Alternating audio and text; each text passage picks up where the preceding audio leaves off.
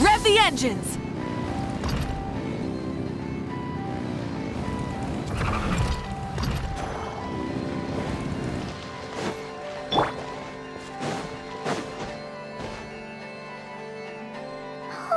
Do you think the others are making good progress? Hope it's all going smoothly. Oh, hey look! They made it back as well! Flintz! Llama! How did it all go? All is well, thank you. Nefer and Yehoda had to stay at the curatorium to wrap things up, so they won't be joining us for now. I ran into Miss Anefa and Miss Aino on the way back. Their work is still in progress, so I suspect they won't be back for a while either. You seem rather cheerful today, Mr. I certainly am. I achieved what I set out to do and came away with more than I bargained for. Fighting alone can get quite tedious, but I had the good fortune to run into a pair of brave young warriors. We meet again. How have you been? Albedo! What are you doing here? That would be a natural assumption to make. It's also the correct one. These two courageously lent me a hand while I was fighting the Wild Hunt. When they told me they were Servarka's colleagues, it all made sense. And given how people of outstanding talent tend to cross paths, it's no wonder you're already acquainted. So, who's your travel buddy, Albedo? Why don't you come and introduce yourself?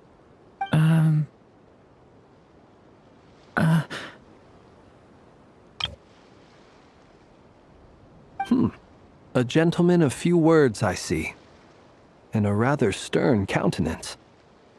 I presumed you were acquainted with him. Is that not the case? It's nice to meet you. Again. We've technically met before. Wait a sec! You're Mini Durin! That's right.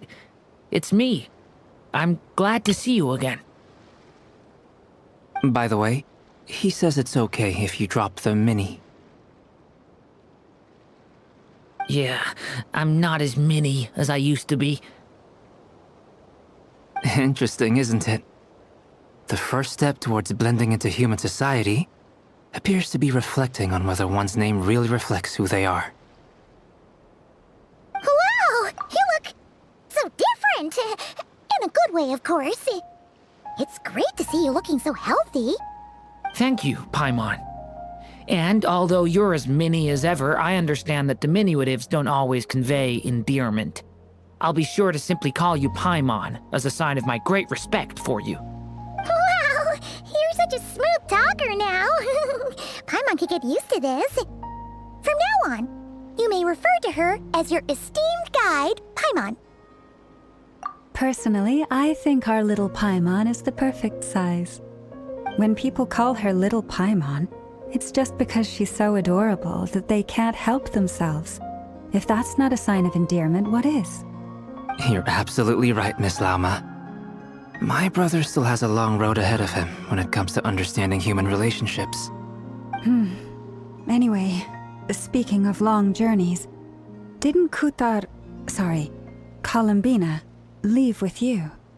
How come she isn't back yet? She's been catching up with old friends.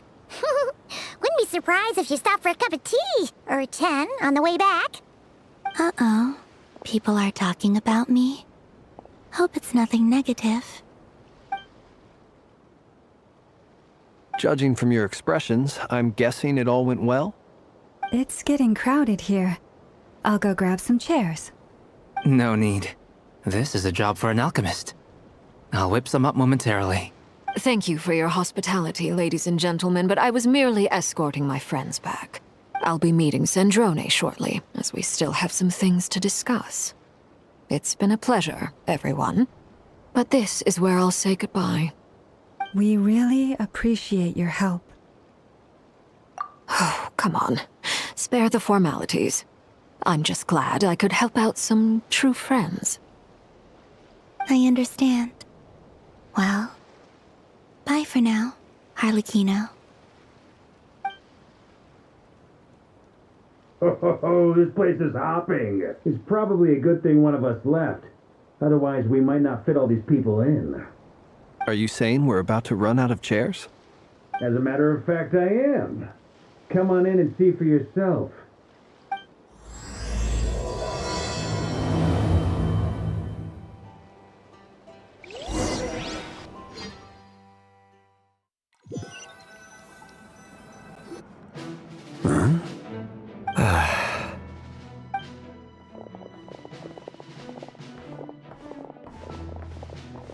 I overheard your little chit-chat outside, by the way.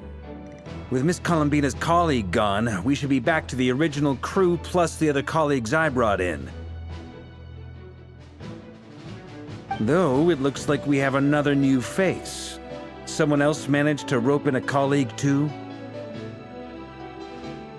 Frankly, you and Paimon are the only people I know here.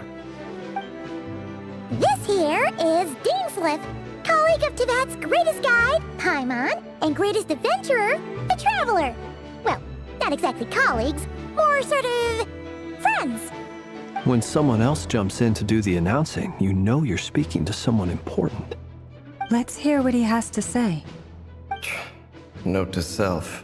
Once Paimon knows your name, the rest of the world will soon follow. When he comes looking for us, it's usually something important. Paimon's guessing you've heard about the Wild Hunt, then. From the looks of it, you're about to hold a meeting. If I were to say that the Wild Hunt is our mutual enemy, would that earn me a seat at the table? As the saying goes, the enemy of my enemy is my friend. Mr. Dainsliff, there's a seat with your name on it. Though, I can't promise the same for everyone else. Hey, Albedo, think you can rustle up a couple more chairs? After all this time apart, Grandmaster Varka's first order is to rustle up a couple more chairs. I've missed this. Is he being sarcastic? Hey, he's your brother. Why are you asking us? I've still got a lot to learn about the nuances of human conversation. Trying to decipher Albedo's way of speaking has been like jumping in at the deep end. Oh, good point. Paimon gets you now. Don't sweat it. There are people who go their whole lives without getting the hang of it. You're ahead of the... I wonder what's taking Nefer so long. Perhaps you should go and check in with her. If anyone can hurry her along, it's you. I just got back from the curatorium. Besides, aren't you curious to see what's taking her so long? Miss Nefer doesn't strike me as the type to share secrets. And since gathering intel is her specialty, I'm guessing she'd prefer to keep her methods confidential. Under such circumstances, would it not be tactless for me to impose? Oh, but it's fine for me to impose. What can I say? You have an unrivaled ability to garner people's affection, Miss Moonchanter. Besides, you have far more in common with her than I do. All right then. Impressive. She barely fought back at all. I admire your powers of persuasion, my friend. As I'm sure Miss Lauma will realize soon enough, the trick in life is to always pitch in with other people's responsibilities so that you can be selective with your own. Another trick is to simply hide in the background. Spoken like a true sage. Anyway, looks like we've got some time to kill before the meeting. Let's take a little breather, folks. And feel free to chat amongst yourselves. We'll get down to business once the other two arrive.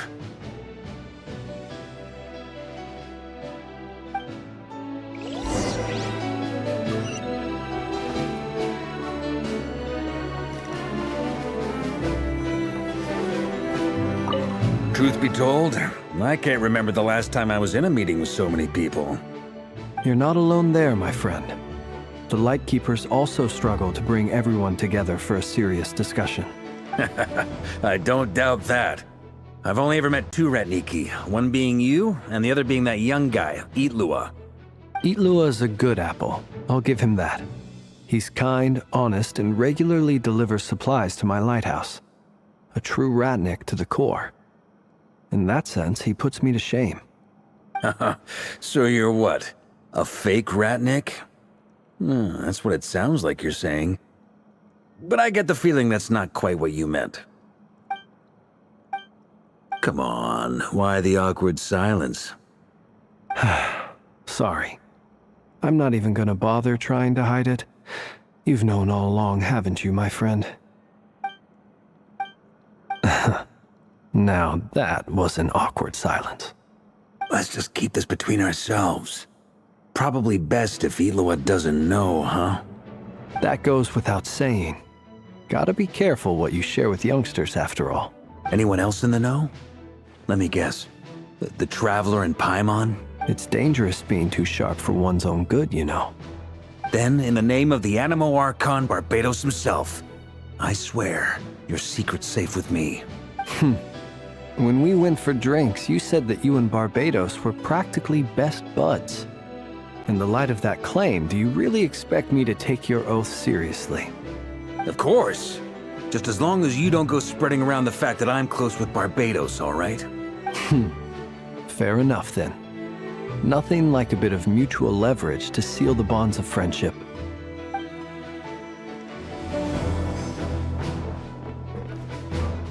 Is there something you'd like to say to me? Yeah! For starters, why'd you just show up here without even giving us a heads up? If you think back to our previous interactions, you may recall that that's hardly out of character for me. You do have a point there. Oh yeah! You'll need to find somewhere to stay the night too, right? Want to tag along with us? You never know. We might get a group discount. Sure, let's do that. Great! Paimon will handle it! And in return, we can get Dainslift to be our very own personal bodyguard. If that's what you had in mind, you should have said so sooner. I'd be happy to help. Oh, okay then. Paimon was only kidding, but good to know. Anyway, since we're all here together, we might as well watch each other's backs. That's just what friends do, right? Indeed. Thank you.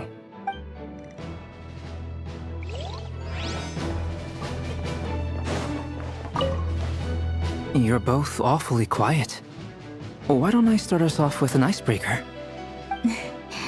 Much obliged. Have either of you ever had your portrait painted? If not, I'd be glad to help. That sounds like a lovely idea. You know how to paint, then? I dabble occasionally. He's an excellent painter. Tables, chairs, people, dragons, you name it. He'll paint it for you. I'm flattered. If I ever get the chance, I'd like to give it a try myself. I'll bear that in mind. Anyway, how about you, Durin? What sort of portrait would you prefer? Oh, I'd be fine with anything. Whatever style feels best to you. Very well. Then I'll play it by ear. You can replicate any style I want? I can try. If you show me a sample, I'll do my best to match it. Thank you. In that case, I'll dig up some reference material for you.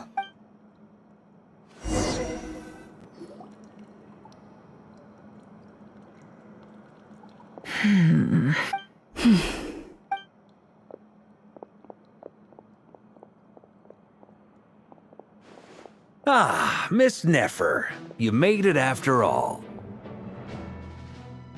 But what about Yehoda? I'm here to give you an update on how things are going on our end. Once this is over, I'll be heading straight back to continue my work. I left Yehoda back at the curatorium to watch over things while I'm gone. Huh. So much for just this once. Shh! Not so loud! We're on a roll here. What if she remembers and suddenly decides to back out?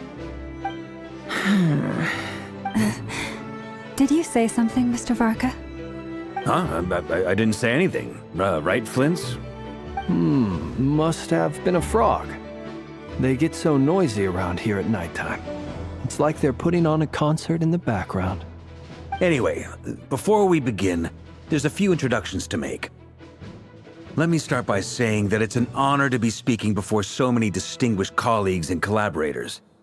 First up, we have Miss Lauma. As Moon Chanter, she's the leader of the Frost Moon Scions, a local religious community in Nod-Krai. Then there's Miss Nefer, boss of the Curatorium of Secrets, an intel gatherer extraordinaire. Nefer is leading the investigation into Rerer's background, assisted by Yehoda and Lauma. From the little I've heard, they're making some great progress. Over here, we have Mr. Flintz, a ratnik and guardian of the abandoned lighthouse. In our last operation, he courageously distracted the Wild Hunt to buy time for the rest of us. For those of you who've never met, this is Mr. Albedo, a renowned alchemist and captain of the Knights of Favonius investigation team. By his side is a new face for us all, myself included, Mr. Durin, who's come to lend his aid. Next up, we have the Moon Maiden and former Fatui Harbinger, Miss Columbina. Then we have the Traveler, who's earned more titles than I could possibly hope to list out, so I'll spare you the rundown.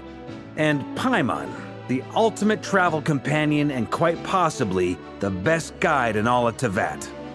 Wow! That's a lot of people! Great turnout! Miss Nefer, it looks like you might have another job coming your way, so, congratulations on the booming business, I guess.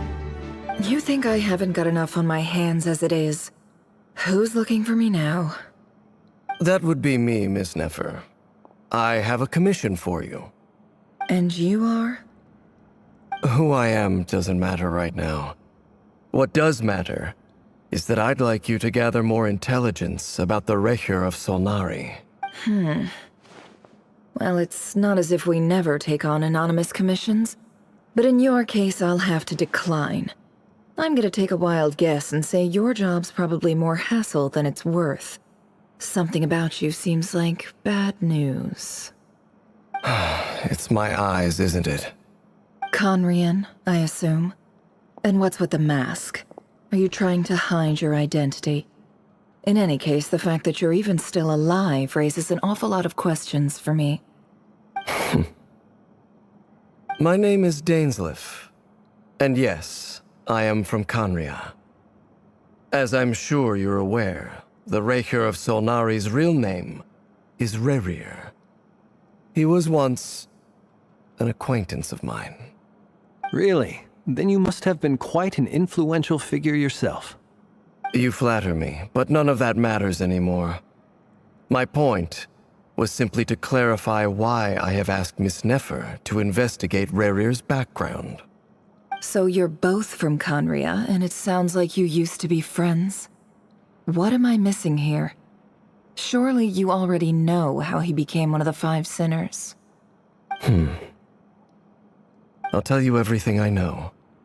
The history of Conria, the names and identities of the Five Sinners. I remember it all like it was yesterday. I have never spoken openly of this before, but the truth was exactly as people say. The Five Sinners were each driven by their own desires, and it was by playing upon these that the Abyss tempted them to their fall, tearing Conria apart in the process. The visionary, Vedafenir, who wished to foretell the future. The wise, Haroptatir, who sought limitless knowledge. Gold, Rhindaughter, who desired to create life. The foul, Surtologi, who pursued supreme strength. And last, but not least, Recher of Solnari, Rerir, Ravager of the Moon. Of the five, Rerir is the only one who remains a mystery to me. He never harbored grand ambitions, so what changed in the space of a single night? How did he come to fall like the others? In other words, you're saying that his change came as a shock to you, and you have no idea what actually happened? That's right. You mentioned how the Abyss tempted them, which led to their fall. But what did that look like in practice? And what other context can you give me about the events of that time? The more detail you can give me, the better. Strangely, now that it comes to it, I hardly know where to begin. The fateful night took place during the era of the Eclipse Dynasty. One day, my elder brother, the visionary, Vedifenir, was summoned to the palace by the Vinster King, only for the king to gouge out his eyes and cast him into the dungeons. When I came to hear of this, my fury knew no bounds. I gathered together every ally I thought I had, and together, we set a night to storm the palace and free Ved. Centuries on, the memories of that night still haunt me like a never-ending nightmare. We broke through the palace gates, just like we had planned, each striking towards our separate targets. But then, I was betrayed. Even Vedifenir, the very person I had come to rescue, abandoned me and partook of the Abyss's power. So, it's personal after all. Then tell me, Mr. Dainsleif, what price are you willing to pay? You of all people must know that nothing comes for free. I cannot say what price would be worthy of such a commission. But know this. Rerir was not always a madman. Believe it or not, there was a time when he was just an ordinary man, working for the Conrian Intelligence Service. Uncovering the truth of Rerir's past is the only way to unravel this mystery. But before you decide if you will accept my commission, I will tell you more about him. Enough, I hope, to help you plan your next move. Sounds pretty good to me. Feels like we just flagged down a random passerby, only to discover he's actually a master strategist who has a score to settle with our enemy.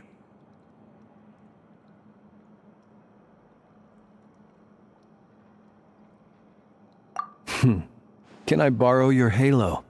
It could be useful in the lighthouse. Hey, enough with the wisecracks! Besides, isn't that lamp of yours bright enough already?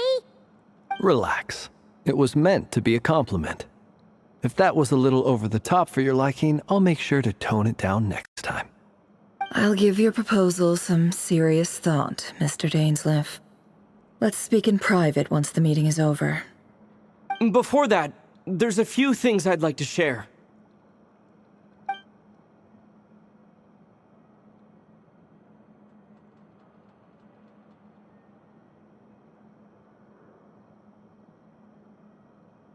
Now that we've united the hearts of the three moons, your power should be greatly enhanced.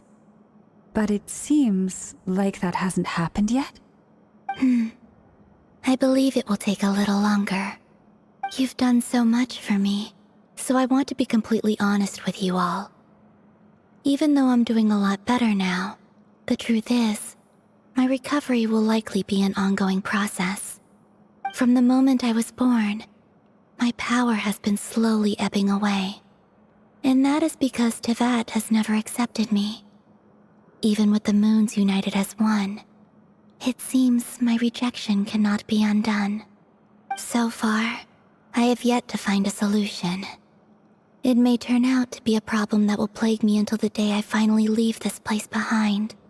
Even so, I will do everything in my power to help you drive out the Reihir of Solnari. As Arlecchino put it, this is not about chasing the spoils of victory. It's just a gesture of heartfelt gratitude. Kutar.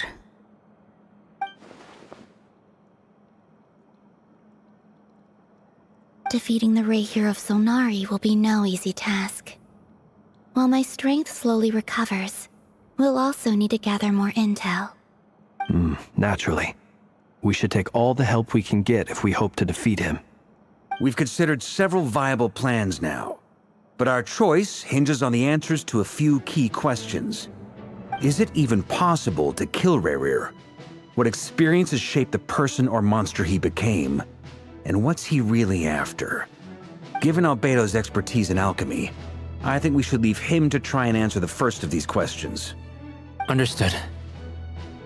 As for the other two, I'm afraid we'll have to count on you again, Miss Nefer.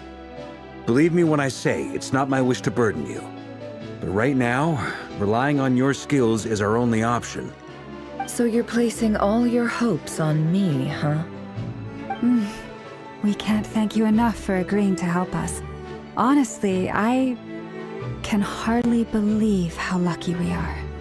You sure have a talent for changing your tune, Miss Moonjanter. Timid like Yehoda one moment, then flinches insincere flattery the next. Ladies, please.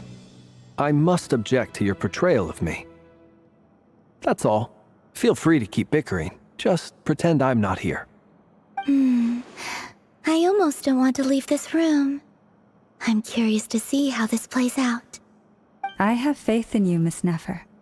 Something tells me you'll stand by us until the very end. Oh? And what makes you so sure of that? What if I suddenly decide that my compensation is insufficient? This isn't about the money. I can sense that you've got a deep-seated distaste for Rerir. And knowing you, that alone is motive enough. Look at them getting along so well. Like two peas in a pod. And I'm the one they accuse of insincere flattery. There is no justice. Miss Lauma, you have to understand something. Unlike you, I don't actually enjoy having everyone's hopes on my shoulders. Is that right? Well, maybe the fact that I'm willing to put my hopes in other people says more about me than you. But the fact is, I also trust you. And that's because I know that you're someone we can count on. Anyway, we've got our plan, so let's get moving. Mr. Dainsleif, let's talk. And Traveler, once we're finished, if you've nothing else planned, I'd like you to come with me. This whole experience is teaching me a lot. For instance, I now know that when other issues come up in the future, I'll have far more luck getting Lauma to convince Miss Nefer than trying to do it myself. Hate to say it, friend, but that's one of the funniest things I've heard in a while. Why? You think I've got it wrong? Quite the opposite. But what makes it so hilarious is how long it's taken you to realize.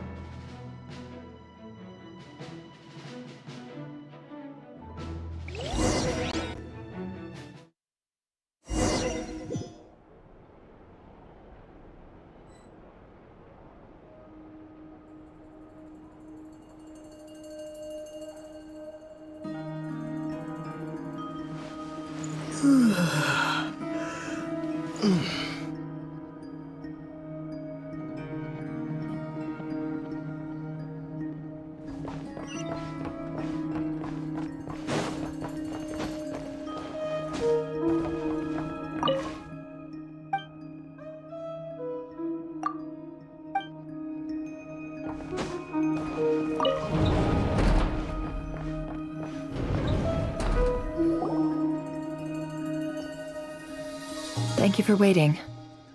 It's okay. We actually used the time to help Dainsleif get a room at the hotel. That's very considerate of you. Now, I trust you share my curiosity about Rerir's past, and you seem fairly familiar with Mr. Dainsleif already. We spoke at some length after the meeting. He was the one who suggested I should invite you to join this operation. He feels confident that these secrets will be safe with you. Dane has a lot of faith in us, that's for sure. Likewise. I appreciate that you got right on board without interrogating me about why I invited you. It shows that you trust me to explain everything in due course. That's because we know what you're capable of. We appreciate you too, Nefer. You might have been forced to help in the beginning, but this time, it was your choice. That's one way to put it. Another is this, that once a decision's been made, it's set in stone. After that, My only goal is to see it through. All right, so here's how it is. I'm going to access Rarier's thoughts again using my confidential method. Now, I'm sure you've seen things like this before on your travels, so you're surely well aware of how dangerous it can be. The reason I've gathered you all here is to ensure my safety during the proceedings. I plan for us to enter the fragment of his consciousness together, and once inside, I will focus on searching for information. Think of this as a diving expedition into someone's brain. If I'm the diver, you are my safety equipment, tasked with keeping me alive while I'm under the surface. Once the ceremony begins, we will all be spying on privileged information. But in the interests of safety, you must remain absolutely silent at all times. We will discuss our observations after the ceremony has concluded. Lastly, any individuals of a weaker constitution are advised not to partake in the ceremony. In any case, Paimon has her own job to do, which requires staying in the room but not joining the ceremony.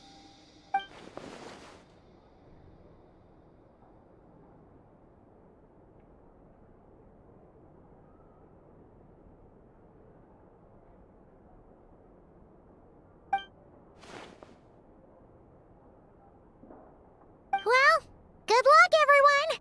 Sounds like all Paimon can do is cross her fingers and root for you guys. There's a little more to it than that. I was being serious when I said you have a job to do. While the rest of us are inside Rarier's mind, it's imperative that we have a team member on the outside. In the event that something goes wrong, you will be our first responder. I don't anticipate any issues, but the extra level of safety will be greatly appreciated. I second that. This is a dangerous operation here, and you're our whole rescue team. That's pretty much the most important job in the crew. So, Paimon's like the lifeguard? Yeah, that makes sense. All right, got it. Good. Please, take a seat.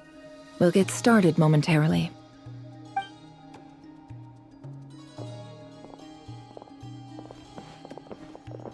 So, did Mr. Dainsleif tell you anything else? He told me that he believes Rarier kept some big secrets in his life. He's not sure that they were the cause of his eventual downfall, but he's asked me to uncover what those secrets were all the same. But surely you're not planning to go through with this, no matter the cost. If you think that, you'd be overestimating me. I'm a businesswoman, not a mercenary. But I do have my own professional reasons for taking this job. You think I'd turn down the opportunity to get a first-hand glimpse into Conrian history? No chance. Well, as long as you don't let morbid curiosity get in the way of safety concerns, we're good. We'll do whatever we can to help you. You're such a killjoy.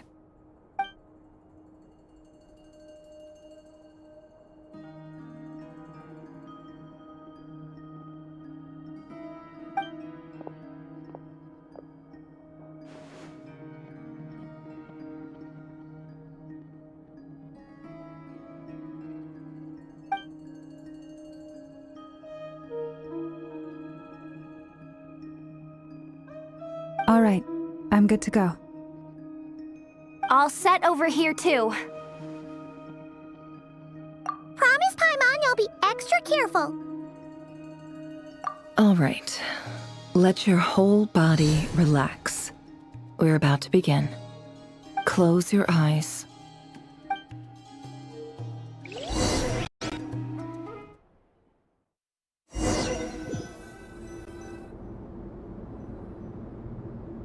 Phew.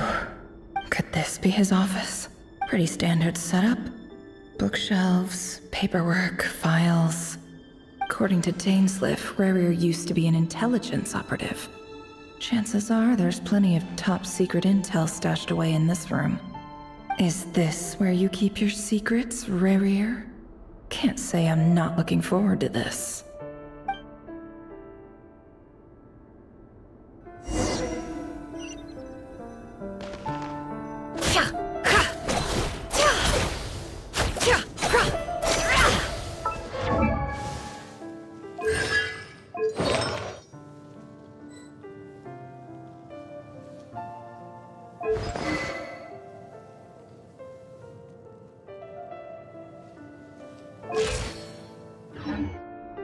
No more lies.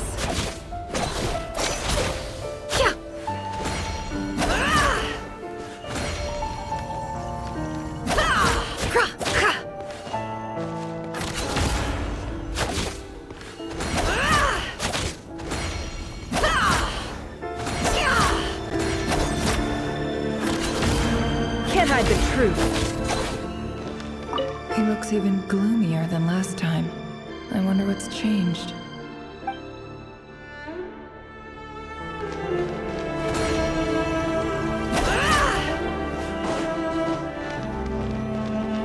He looks even gloomier than last time. I wonder what's changed.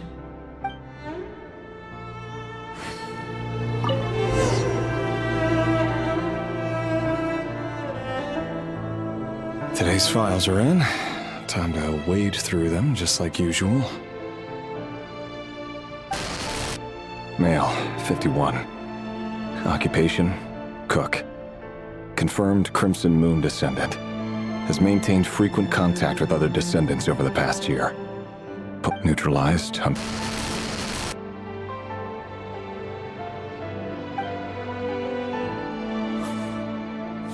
This one should be archived under purged targets.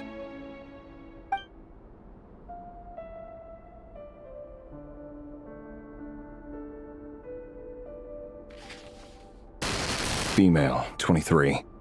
Occupation, office clerk. Confirmed Crimson Moon descendant. Has maintained frequent contact with other descendants over the past year. Poses a threat to the dynasty. Neutralized.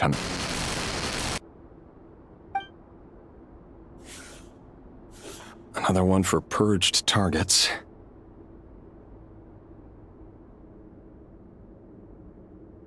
Sounds like she was that other man's daughter. Never mind. What's it got to do with me?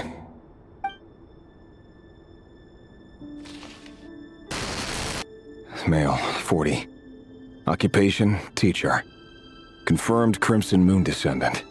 Has been observed making contact with other descendants during the past year. Poses a threat to the dynasty. Neutralized on... Just another nobody for the archive. Come to think of it, I remember surveilling this man. A case like his never would have been considered a priority in the past.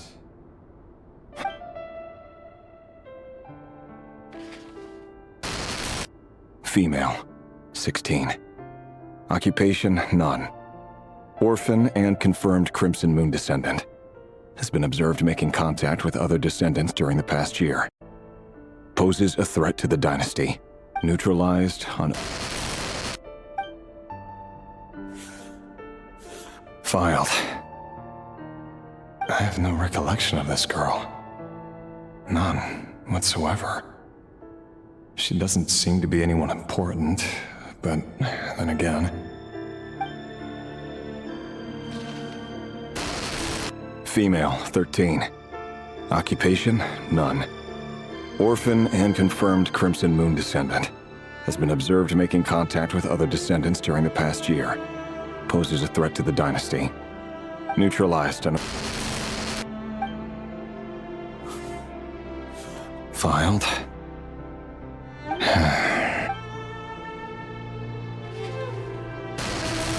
Male, 11. Occupation, none. Orphan and confirmed Crimson Moon descendant. Has not been observed making any contact with other descendants during the past year. Poses a threat to the dynasty. Neutralized and...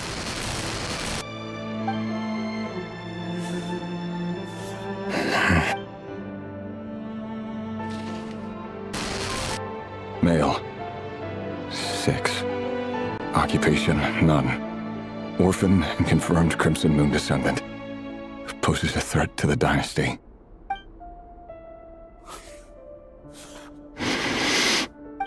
It's funny, isn't it? Your job is becoming both harder and easier at the same time, depending on how you look at it. Sooner or later, the Crimson Moon descendants will be completely wiped out. But as their numbers dwindle, they become harder and harder to track down. That's not how it is. Fortunately, however, most of the able-bodied adults have already been taken care of. The remaining weaklings will be increasingly easy to deal with. No! No. My job is to ensure the survival of the Eclipse Dynasty. And the only way to do that is by eliminating any and all potential threats. It's a perfectly legitimate line of work. Every single one of my colleagues can attest to my fairness. And if my friends were aware of the facts, I know they'd back me up too. Assuming, of course, that they were aware of all the facts.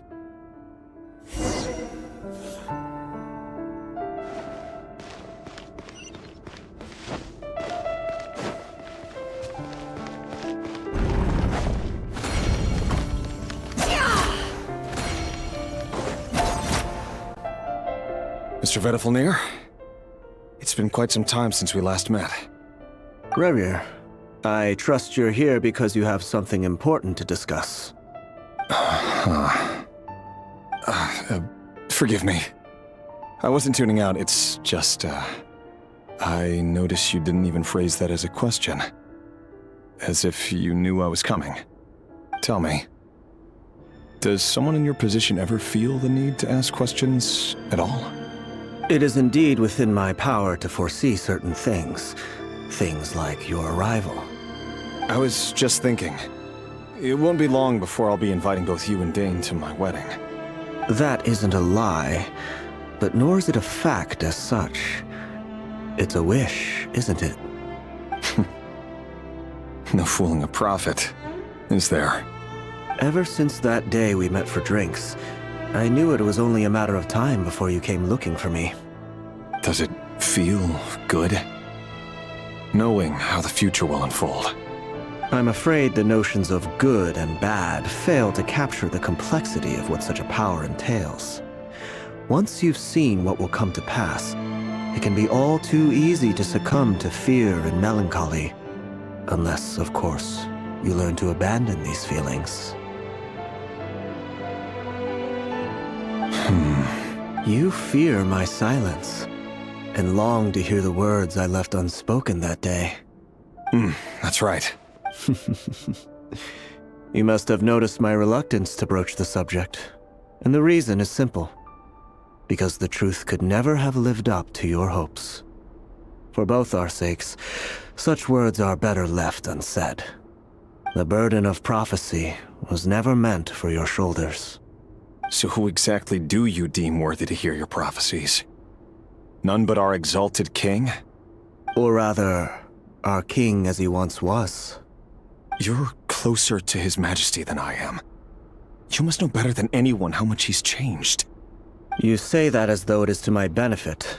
Yet precisely because of that, I dare not speak rashly. A king can turn out to be the most virtuous of rulers, or a tyrant more terrible than the most vicious of dragons. You are so wise and far-sighted, yet still you would have me live in fear of the unknown?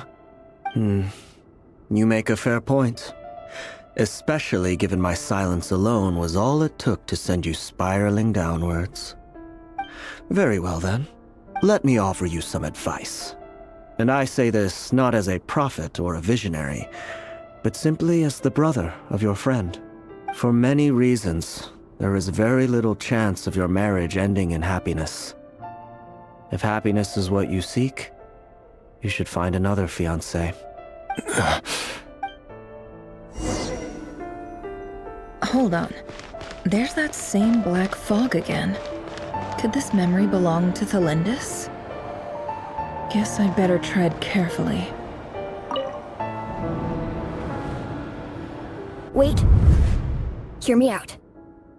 This time we finally got a clear look at his face and learned his true identity. His name is Rerir, and he claims to be one of the king's guards. What did you say? A cruel irony, isn't it? The man you're set to marry leads a double life as a brutal executioner. Why are you telling me all of this now? Simple. It's because I want you to kill him. You are the only person he would never suspect. No, absolutely not. I would never dream of doing such a despicable thing. So you'll just stand by and watch him slaughter us to the last? Do not forget that the blood of the Crimson Moon flows in your veins too. The blood of the Crimson Moon? What does that matter now? The dynasty has long been dead and gone.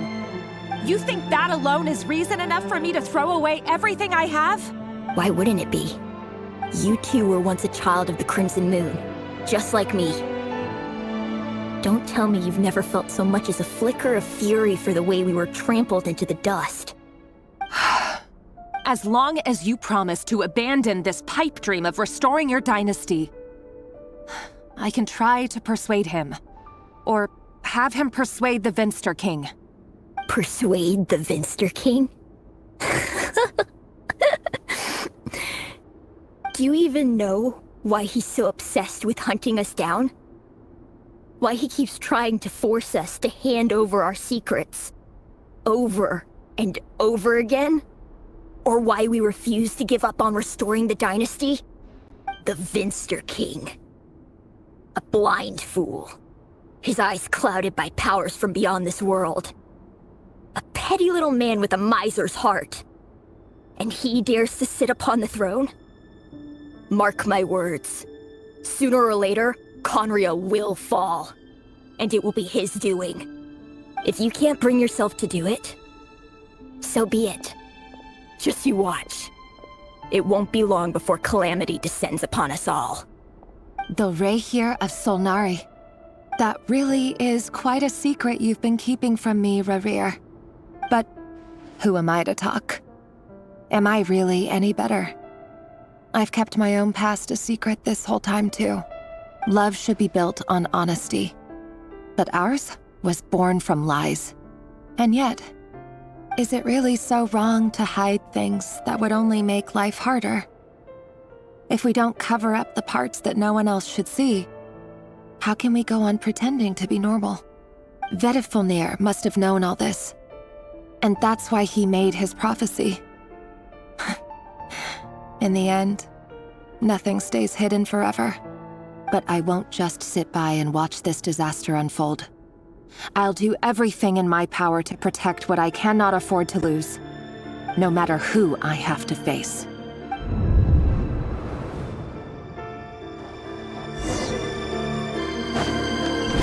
Huh? Was that Rerir who just walked past the window? Doesn't it give you the chills that he still takes the same road to work every day, as if nothing ever happened? Those people at the deli. Enough already. They're clearly pretty taken by their own disguises, so just smile and play along. Pull the rug from under beasts like that, and you'll risk having your throat torn out. Deli? Oh. They're talking about us people from the opposition. Right. I'd almost forgotten they used to run a deli. People of no consequence always vanish so easily. And no one even remembers them. But surely you can see he's not the man he pretends to be! So many have died already, and they say that the king's madness grows with each passing day. We're not going to survive this, are we? But why does it have to be this way? Do we really deserve to die just because of the blood that runs through our veins? Felindis, are you even listening? Sorry, Freether. My mind was off wandering. I heard you, though. You're talking about what Rerir said. He's just following the king's orders. He's a secret agent, and it's his job to hunt down rebels and dissidents. By the time you first met him, he'd already taken lives. Maybe he was using you from the very beginning. No. Rerir has no idea I have anything to do with the Crimson Moon. My family are only distant relatives of the main lineage, and besides, my eyes are perfectly ordinary. Truth be told, apart from my teacher, pretty much no one knows I have any connection to any of it. It's been a long time since my family severed ties. But as Orlog said, who could possibly talk sense into that raving lunatic of a king? No one. I'll work something out. Trust me, I'm with you all. But for now, you need to keep yourselves hidden. Don't let anyone find you, anyone at all. Don't forget that Rerir is an Eclipse operative. You need to be extra careful when he's around. And when I am too. For now, don't come looking for me. And if anything happens to me, just act like we've never met. If even you can't escape this, what hope do the rest of us have? But after all this time together, surely he wouldn't lay a hand on you. I won't speak in his defense, nor can I give you a clear answer to that question. But I'll do everything I can to put an end to this. Here, hold on to this. If an opportunity to escape presents itself, take it. You'll be glad you took some spare change. You called that change? But what about you? I've got a job, and there's still money coming in. But you can't go anywhere right now. Please think about yourself for once.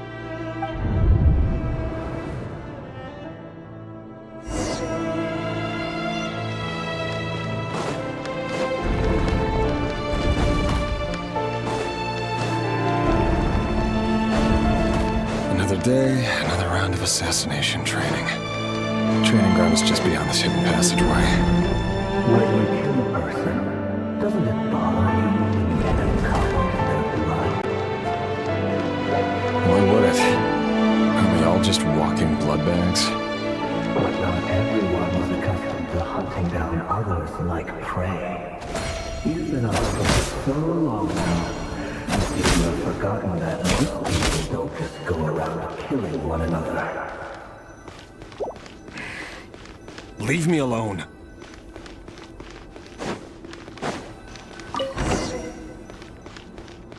Make sure you have a firm grip on the handle. Then choose your angle well. Keep your movements light and brisk. And the prey won't sense a thing. I'll bet no one's ever died a quiet at your hands. I work clean. No choices.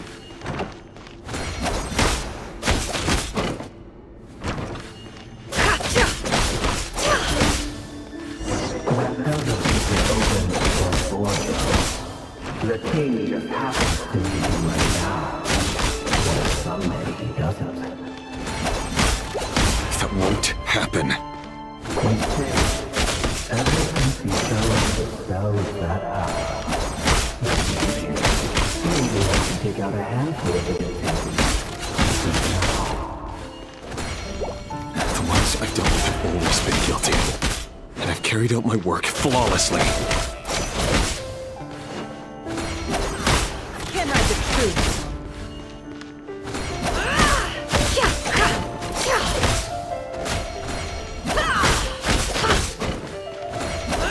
No more lies. It all adds up. You know I surrendered to accept your proposal, don't you? Was it because you didn't trust me? Something else. No!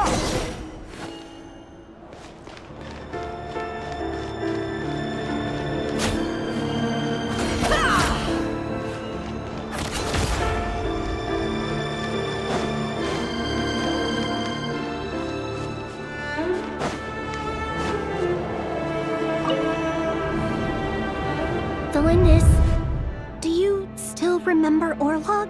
Orlog. The boy who was pretending to sell flowers. You spoke for quite a while, didn't you? Yes, we did. What about him? He was arrested 2 days ago. Chances are he's already dead. He... I just don't get it! After everything he's done, why do you still stand by him? Or does it mean nothing to you that people keep dying? No, that's not... Just hear me out. I need to go now, Delindis. They're looking for us. You take care too. If you ever need a place to hide, come find us.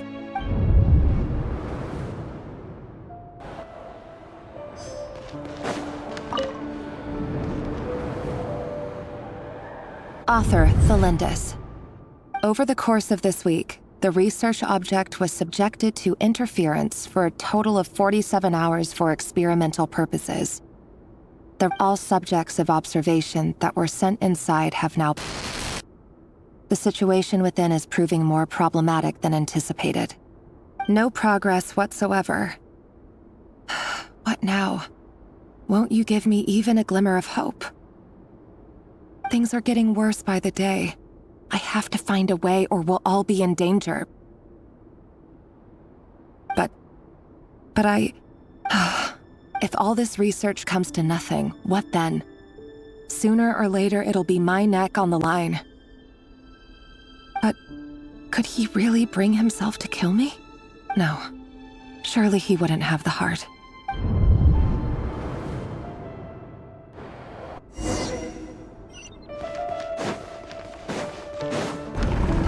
Can't hide the truth.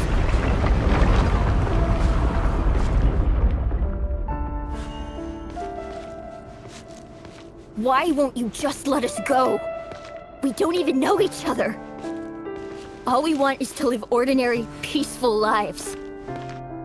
You want to live?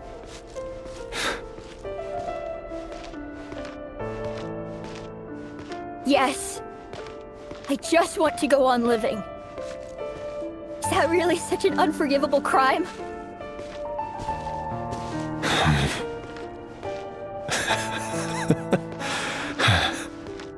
You want to go on living. I want to keep living too. To keep living forever. That's why I have no choice but to continue on the path I'm on. If only some savior would suddenly swoop down and change the way the world is. Too bad that's not going to happen. Imagine that. If there really were such a person, you and I wouldn't be standing here like this, would we?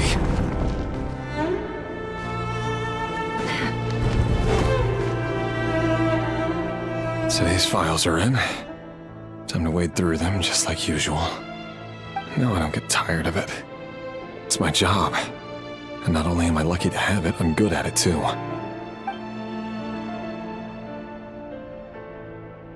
Huh. Wait. That's... Thelindis?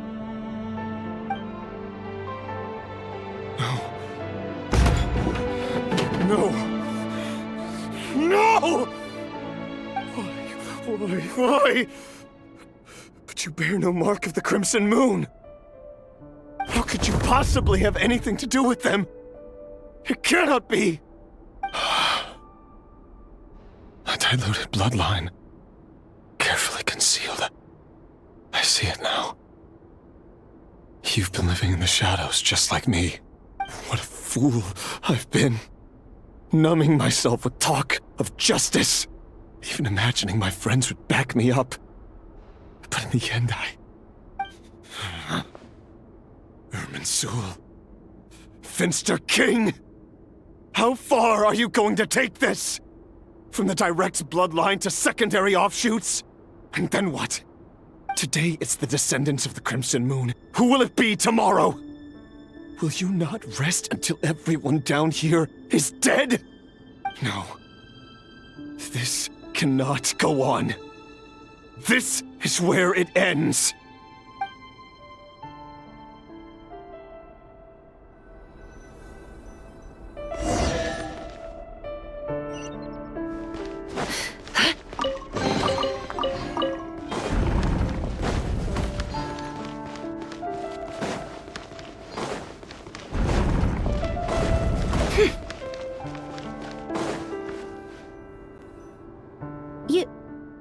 You're really letting me go? I am. As long as you can guarantee that no one will find you. Don't worry, I'll be extra careful. No one will know I was here.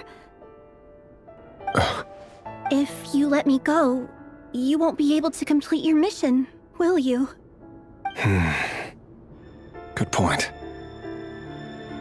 In that case, maybe you should stay. No, please! I just want to see the outside world again. To... Go on living? Yes. I know you're a man of your word. So please, just let me go. If I let you leave, what will become of me? Just kidding. Go, now. But remember, don't let anyone know you were caught. We'll be seeing each other again very soon if you do.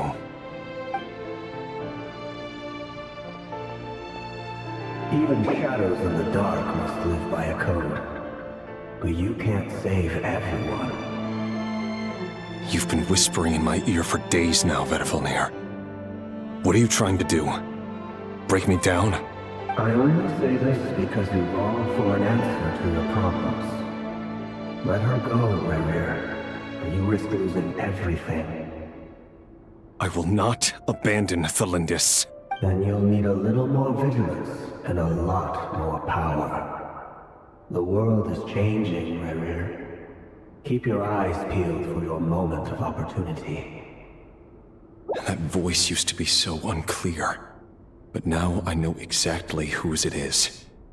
It's Vedifalnir. He won't tell me how to actually resolve any of this, but he keeps trying to manipulate me like a puppet. What's his game here? Tell me then. What will this moment of opportunity look like? And... no answer. He's like a ghost. Always disturbing me when I'm on edge, but never answering when I need him most.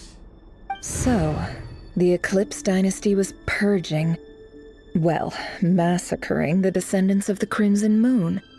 And it seems like it was all connected to the Vinster King's research. The King's obsession with abyssal power left the future of Khaenri'ah hanging in the balance. No wonder every aspect of Rerir's life was so unstable. And it looks like this Thelindis, Rerir's would-be fiancée, herself belonged to a sub-branch of the Crimson Moon Dynasty's descendants. It almost defies belief that a couple like them could hide the truth from each other for so long. If the Vinster King hadn't intervened in such a drastic way, they might have gone on deceiving each other for the rest of their lives. And why does Vedifalnir, Dainslif's older brother, keep talking in Rerir's head? This guy kept more secrets than I ever imagined. The human mind is like a vast desert of shifting sands. When you follow the flow of someone's memories, you only ever see the parts they're willing to let surface. Time for something a bit more creative. We've been inside Rerir's mind this whole time, building up a picture of his psyche. There's already enough clues on the board to start reading between the lines and mapping out the rest. Now, we can finally begin to put the pieces together. Sure, it'll only be a reconstruction, part simulation, part reasoning, but it's usually pretty accurate. Once we've built up a cognitive profile, we just need to cross-check the logic behind his actions. And then we'll be able to take a sneak peek at whatever it is that Rerir has really been hiding.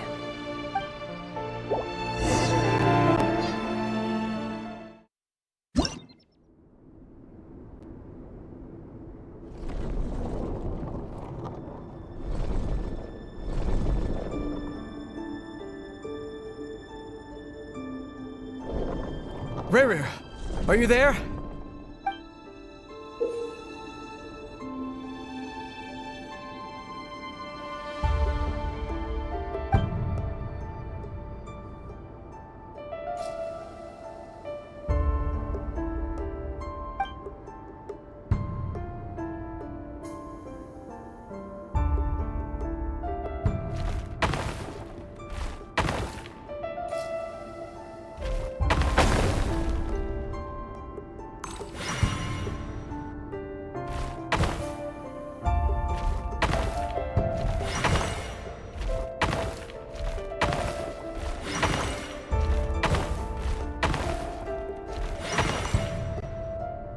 Hey, Rerir! Come out, it's urgent! Dane? What's wrong? Quick, come with me. I'll explain everything once we've met up with the others. Okay. I'll come. But the Lindis is still over at the Universitas. I'll need to leave her a note. All right then, but make it quick. I've never seen Dane so worked up before. Whatever this is, it must be big trouble.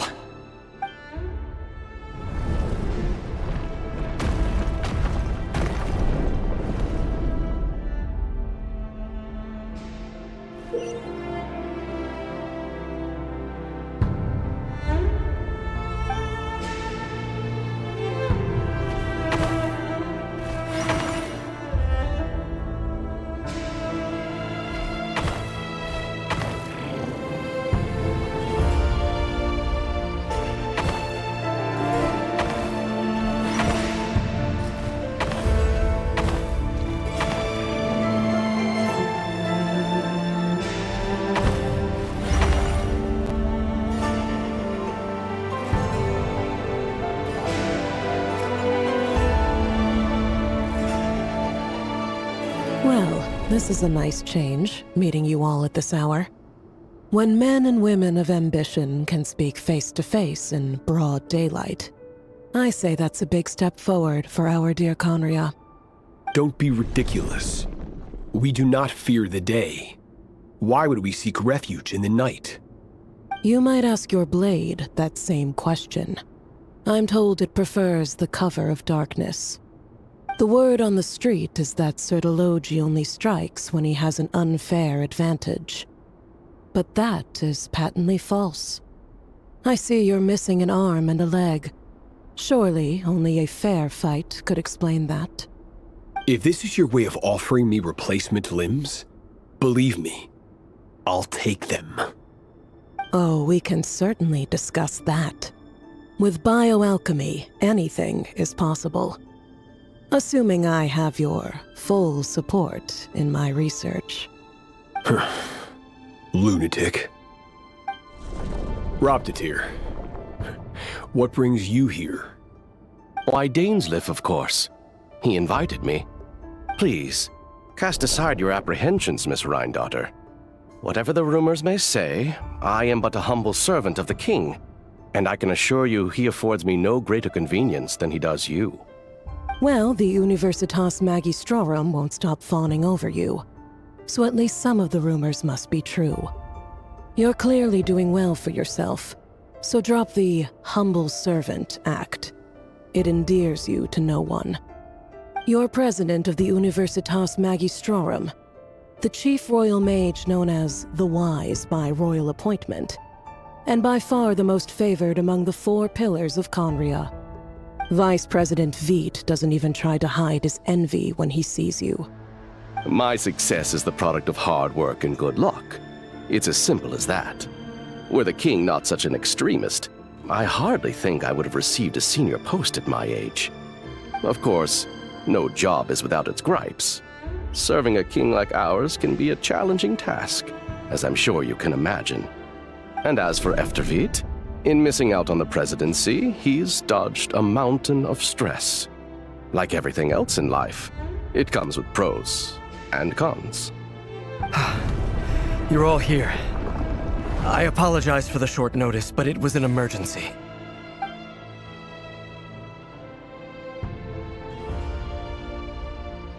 You must be Rarir. Mr. Elegy. Yes, I handled your case file during your sentencing. Nothing personal, of course. I'm pleasantly surprised that you remember me. You're clearly a person of substance if you've been invited here. But Dainsleif, you'd better have a very good reason for convening this little gathering. It's my brother, Vedalfinir. After he spoke at the court this morning, the king was so infuriated by his words that he had him blinded in both eyes and thrown in prison. Vedalfinir in prison? Strange. I thought the king trusted him and Horoptatir more than anyone else in the world. Does this mean the king's circle of trust just got even smaller? It has nothing to do with trust. It's about what the king wants, which is as clear as day to anyone paying attention. I simply appease him, because it's in the best interests of the Universitas Magistrorum. And also because you're slimy. Vedifalnir, perhaps less so. But still, a visionless visionary? It rather inclines me to think that qualifications are not what get you ahead in Conria. Do you honestly think this is an important discussion to be having right now? Dane, what are you planning to do? Rescue Vedifalnir, I assume. Correct. It will mean storming the palace by force. Tonight. I need all of you on my side. That's far too dangerous. And don't forget, Dainsleif, you're captain of the Royal Guard. You swore an oath to the throne. You've been planning this for a while, haven't you? I have no desire to commit treason. But whatever critique the king may have of Vedifalnir, disfiguring your most loyal subject for putting the best interests of his court and nation first, this is not the conduct of a wise ruler. My blade will force the king to see the error of his ways. So, Vedifalnir's prophecy enraged the king. I'm sure it wasn't what he wanted to hear, but if he won't take counsel even from the visionary, that is deeply troubling news. The extent of His Majesty's madness is now all too clear. The question is, how does a man like me get out of this situation unscathed? You have noble ambitions, Dane. But I'm afraid they don't do much for a guy like me. I'm not interested in saving the world. All I want is a letter of pardon. A letter of pardon? For whom? Thelindis? The chances of the Vinster King issuing a pardon for anyone connected to the Crimson Moon seem vanishingly slim.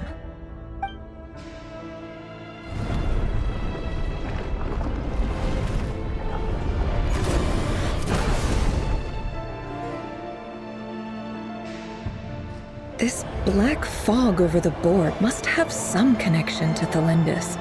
But why is it taking this form? Does it have something to do with Rarir's past? Another mystery I'll need to unravel.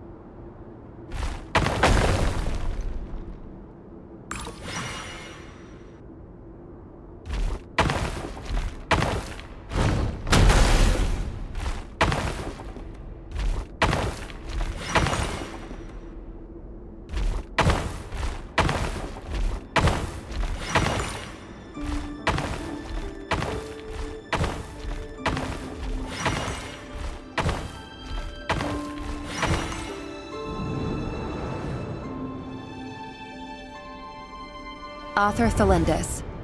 Over the course of this week, the research object was subjected to interference for a total of 60 hours for experimental purposes. The results are as follows. Research dating back to the Crimson Moon Dynasty has established 2 points regarding moon marrow. Firstly, its origins have something to do with a god's power. Secondly, it serves as a portal to an as-yet indeterminate location. Moon marrow can thus be defined as a spatial gateway. However, there are a number of hurdles to overcome before we can answer the question of where it leads to. To start with, opening the gateway requires a specific power source, which the relevant literature indicates. An enormous amount of power is then required to keep the gate open. Currently, the total power output of our instruments remains in the single digits. To make matters worse, I am now the only staff member remaining in the Moon Marrow lab. The Universitas Magistrorum recently decided to move most of its personnel into abyssal energy research, which has stymied all Crimson Moon-related projects. This is not a wise move. I have always maintained that placing all our hopes in a single source of power is risky, especially one as poorly understood as this. as well as making ourselves overly reliant on a single resource. We are neglecting other promising technologies. I apologize if this comes across as disrespectful. But as a Moon Marrow researcher, I desperately want to see the world beyond the Gateway. If we really made it there one day, what would we find? And how would we go about taming the unknown? My imagination is endlessly fueled by questions such as these.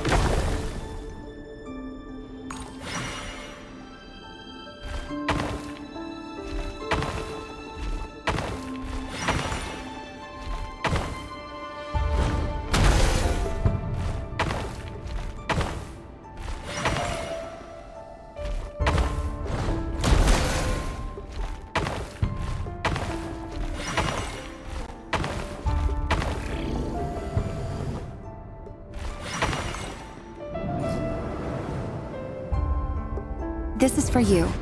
I heard you're gonna leave the city with your parents. The Lindis, did you hear about what happened? I've heard nothing. Rerir got back very late last Friday, and he was acting a little unusual, but he slept pretty well, so I'm guessing whatever he did was a good deed. You never saw him, and I don't know what he did. And this conversation never happened. You understand? What if he finds out that you pried into his secrets? Don't be silly. I don't know what secrets he does or doesn't have.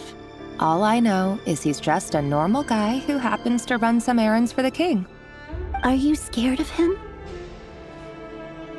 I don't know. The Rerir I know doesn't match the person you all describe. Logically, I should be scared of him. And yet, I don't want to lose him. But enough about that. You should get going, and be careful with the package I gave you. Keep it secret. Keep it safe. What's in it? A piece of the moon. All you need to know is that as long as you keep it safe, then in the future, everyone will be able to see a red moon. A red moon? You mean our moon? That's right. Our moon. Promise me you'll look after it. I promise, the Lindis. The Crimson Moon bloodline will never die out. Its light, the color of blood, will become like a fire that flows in our veins, no matter how long it takes.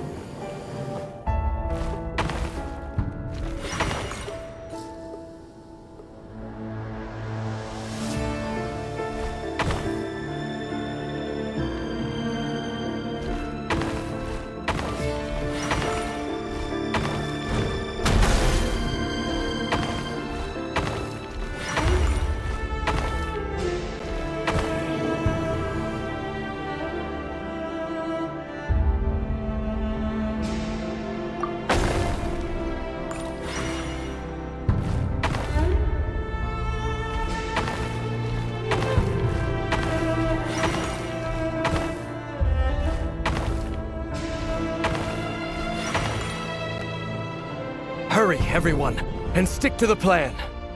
Sir Dainsleif, what are you? Is this treason? You know what happens to those who betray the throne.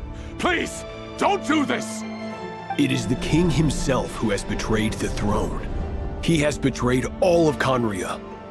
If you have any love left for justice in your heart, you should join me. It's showtime. Dane and his group will handle the troops in the palace. Then Hraptatir and Rheindotter will disarm the security measures. My job is to enter the prison and rescue Vedifalnir. Stay safe. Wish me luck. Look after my brother. Draw your blade. It is time for justice to prevail.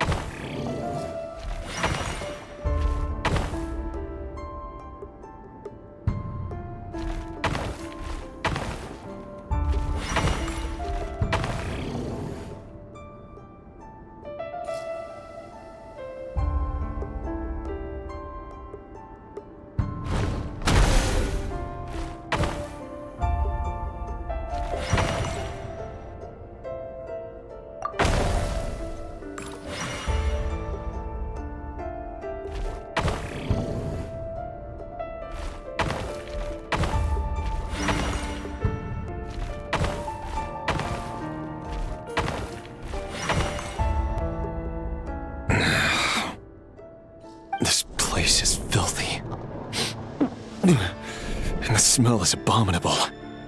Clearly, the king doesn't allow his prisoners a single shred of dignity. This is dire. Found you. Hello, Mr. Vedifalnir. Ah, it's you. Surprised? Oh, wait. I guess surprise isn't an emotion that prophets feel very often.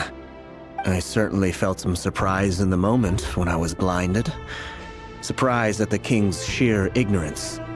Surprise at just how unfairly this world responds to words of earnest remonstration. I'm curious. What did you prophesize this time? It wasn't a prophecy. It was a word of warning. Someone had to say it. The king has forsaken all reason in pursuit of his obsessions. I simply told him that if he continues on this path, Conria will surely fall. But he didn't listen. Worse still, he stabbed you in both eyes and locked you away. Dane asked for my help. The court is in complete chaos now, but I'm sure you predicted that. Everything is transpiring as I foresaw, yet I am powerless to change it. Fate is an immutable force. I can but lament as the inevitable unfolds. I do wonder whether giving a man the power to see the future does nothing more for him than slowly crush his spirit. Forgive my curtness, Vedifalnir, but the king did not suddenly turn on you today. His suspicions have been brewing for a long time. You can't have wisdom beyond the reach of your fellow man without attracting his fear and suspicion. There are things the king does not want to see. So, he doesn't want you having visions of them either. He blinded you because he thought this would make the visions stop. He wasn't entirely wrong. I did indeed lose my power to see the future. Right up until... Until what? Just now. I believe I saw something new. Well, tonight could go a lot of different ways. 5 of us banded together to storm the palace, also we could rescue you. This will go down as the most tumultuous day in Conrian history. I sense hatred in you, but also hope. A desperate hope that with the tyrant deposed, that will be the end of the story. But this is not the end. It is the beginning of a new chapter in a whole new story. There are many men of honor and courage in this world, Rerir. But you are not one of them. You're not here for justice, are you? You're here for yourself.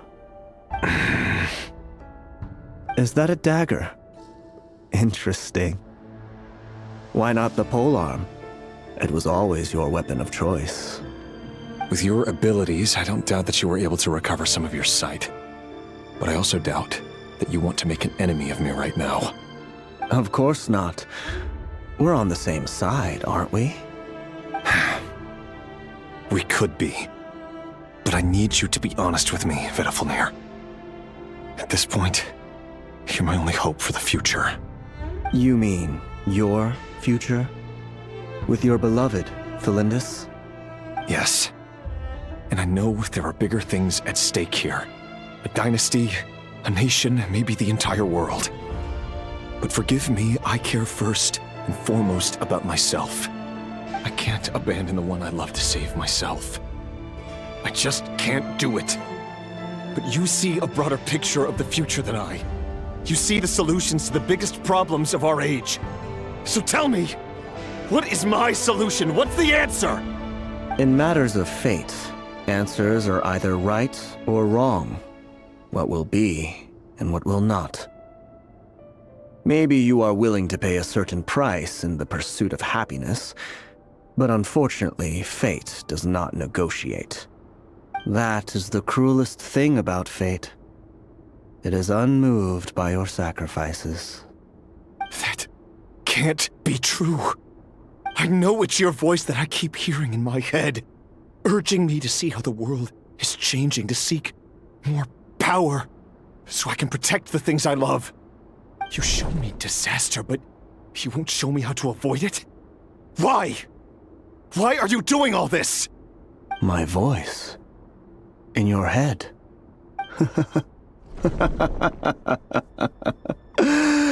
So, you hear it too? The voice that steals your mind, gains your trust, and drives you crazy. It turns out that we are not so different, you and I. Vedafilnir just broke into the strangest smile I've ever seen in my life, as if he'd discovered some monumental secret. But then he suddenly switched to looking extremely weary. Very well then. My advice to you is as follows. You must persevere.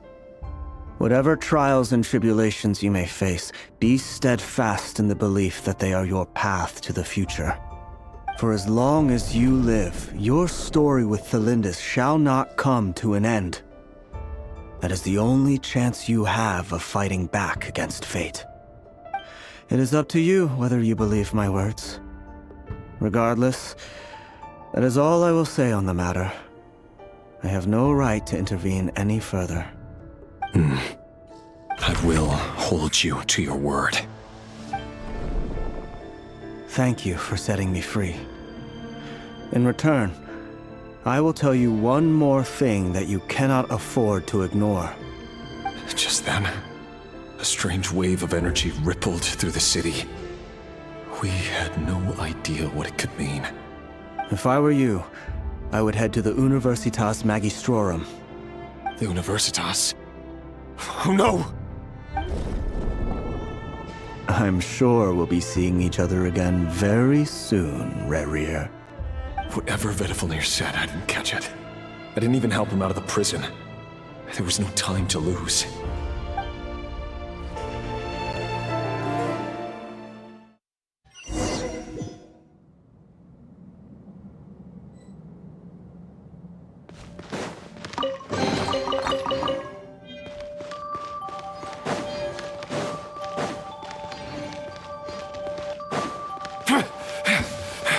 Monsters?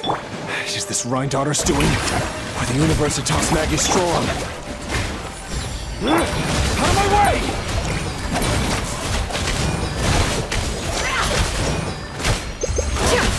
It all adds up.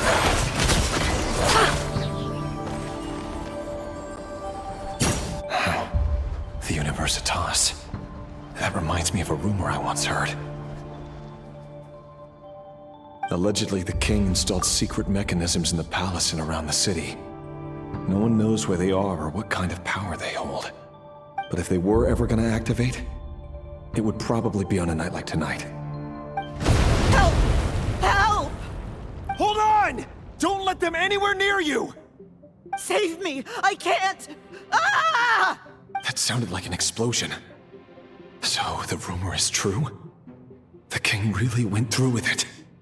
What other means does the king have at his disposal? They must run on power from the Abyss. And given it's a major center of Abyss research, anyone over at the Universitas will be in grave danger. I have to hurry!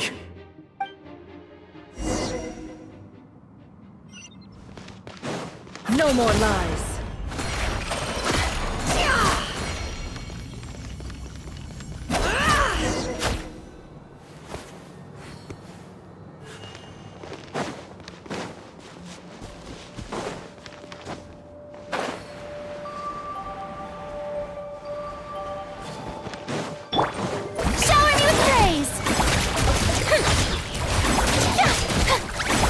It all adds up.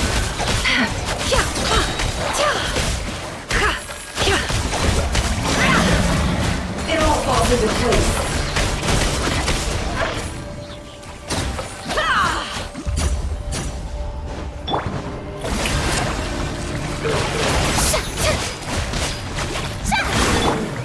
Seek within.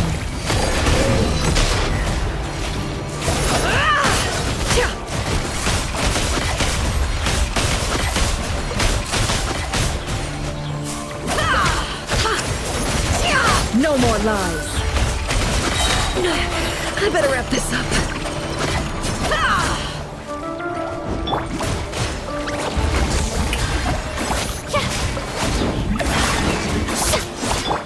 It all adds up. It all falls into place. The deception ends here.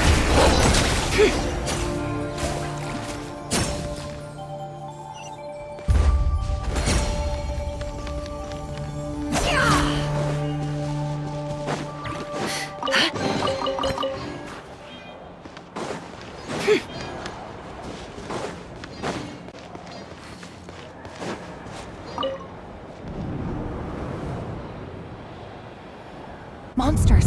At the Universitas Magistrorum? Why now? Oh no! They're coming! It's no use. The table won't hold out much longer. The weapons. Where are the weapons? Of course. All the lab equipment was upgraded after the inspection last week, but the new weapons haven't been allocated yet. I'm done for. Is anyone there? I need help! Ah!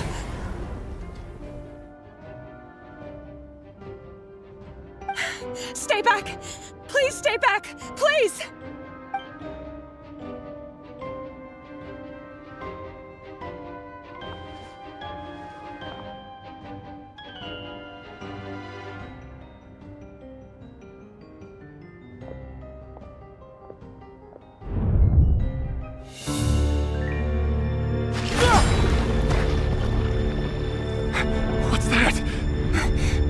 Rear.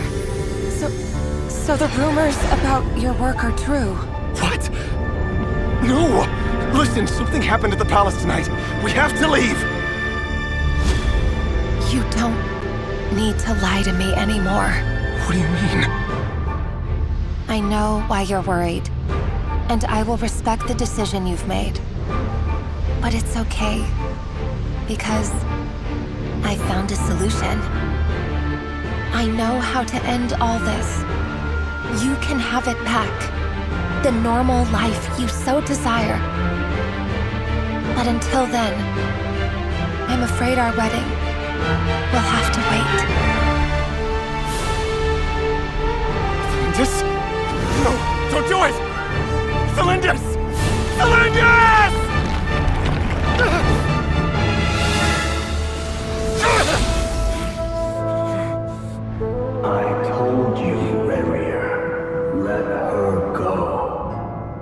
find someone better. No! No, I won't do it! I have to save her! By what means exactly? A lowly pawn. You lack the power and the strength of will. Do you know why? Tell me! Come to the palace. Join us.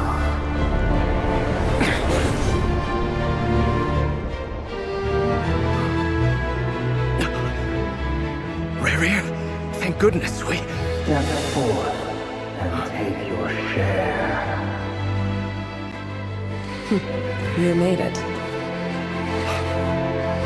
Not you too.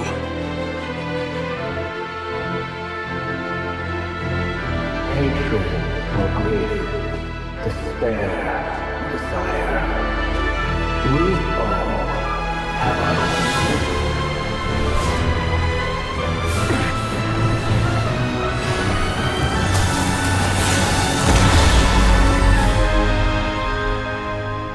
Rayrear.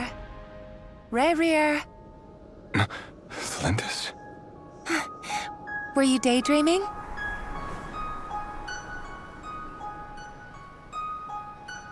You still remember, Rayrear? That question you asked me a couple of weeks ago? Oh. You mean the proposal? Yeah. I'm wondering, where do you think would be a good place to discuss it?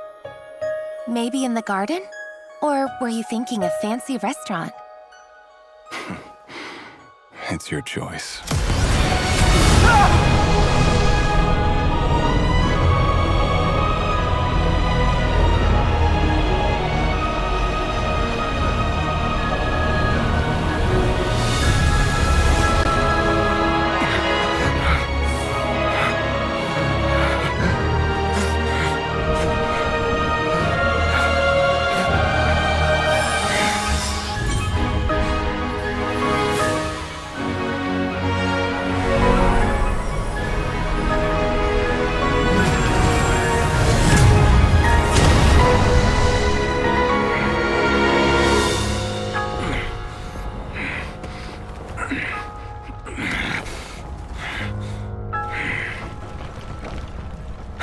Find you.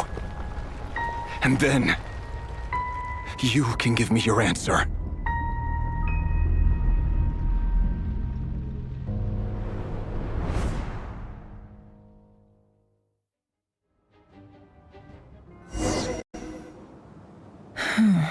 So that's how the Raker of Solnari was born. A monster created by circumstance is a monster all the same. Viewing other people's thoughts for too long can get uncomfortable. Right now, I'm feeling a strong sense of loathing. In a nutshell, the story of Conria is what happens when the truth falls by the wayside. Everyone tells little white lies, and before long, you have a huge pack of lies that destroys everything. Phew. Time to get back. His past is filled with sorrow, but the tale of any fallen civilization is one of endless tragedy.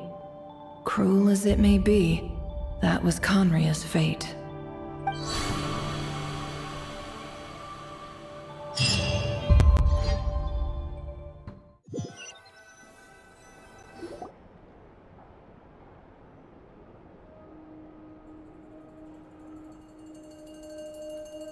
Everyone, I'm back.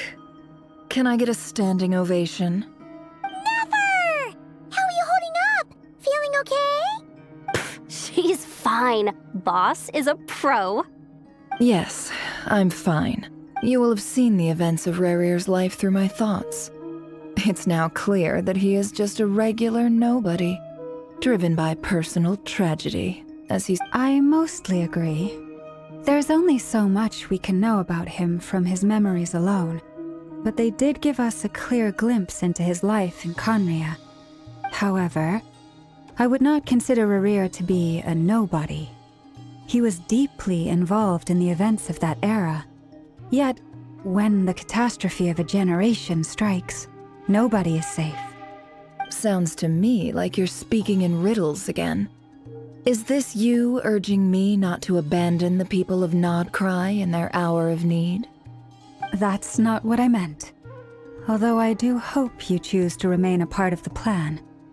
Without you, the mission ahead will be all but impossible. Then try to remember that I respond better to the carrot than the stick. And I don't appreciate being bossed around. Now, as for you, Missy, you were excellent. You stuck to the rules of the ceremony and kept your mouth shut the entire time. Bravo. Cool! So, can you fill me in on the deets now? Most of what I saw went right over my head. Patience. You'll hear the whole story, don't you worry. But let's meet up with the others first. It will save me narrating it twice. Yehoda? Yes, boss! Let me get that door for ya. That's more like it. For a moment there, I was worried you'd forgotten about the first clause of your employment contract. Forgive my curiosity, but what does the first clause say? It says I gotta do the annoying stuff that boss is too lazy to do for herself. Like opening the door, pouring the tea, yada yada. Is that right? If something is in the contract, it's because she willingly agreed to it. Rest assured that the Curatorium abides by the very strictest of labor policies. You don't seriously think I'm cruel enough to treat her like my slave? In any case, I've hardly shied away from my share of the work today. Hope I don't catch Flintz and Varka lounging about in their chairs, enjoying a leisurely cup of tea. There's nothing I dislike more than other people enjoying themselves while I'm hard at work.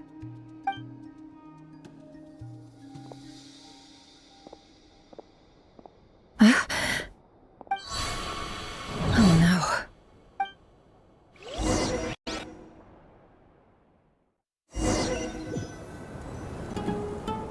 Sorry to disturb you, but we seem to have run into some trouble.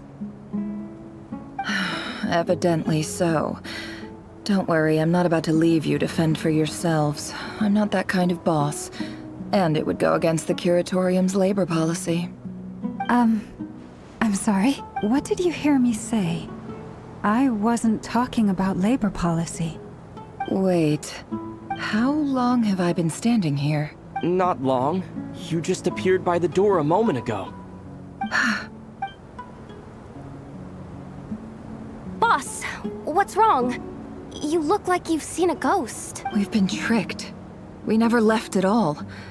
Somehow I hallucinated that whole scene back inside the office. Hallucinated?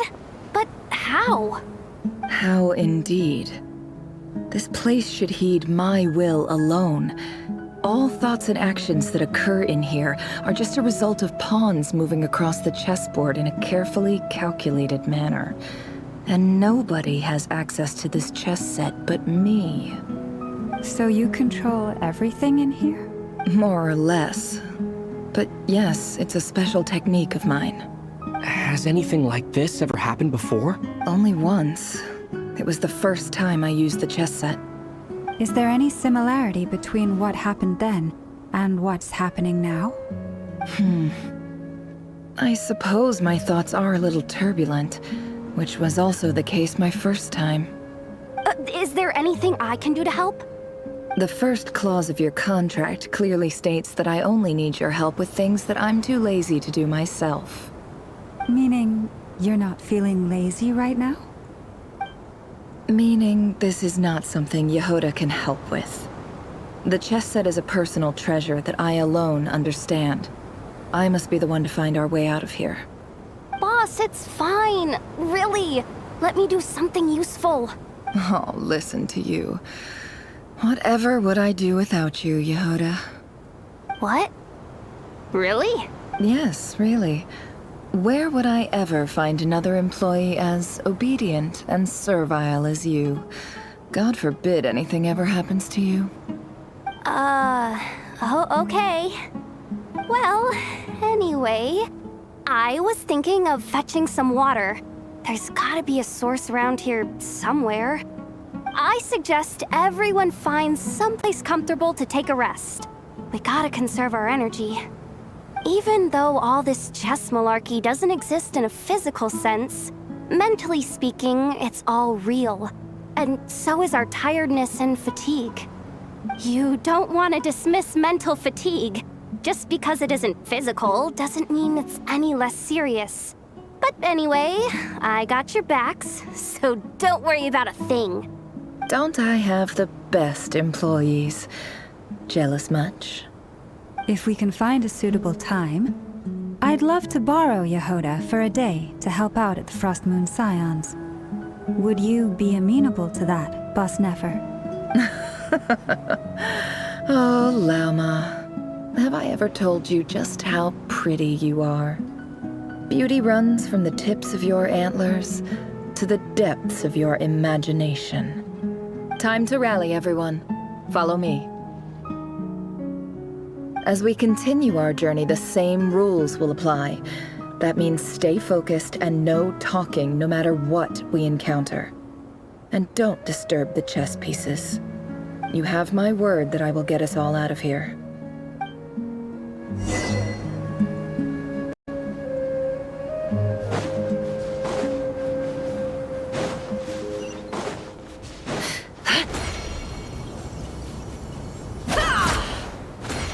Can't hide the truth.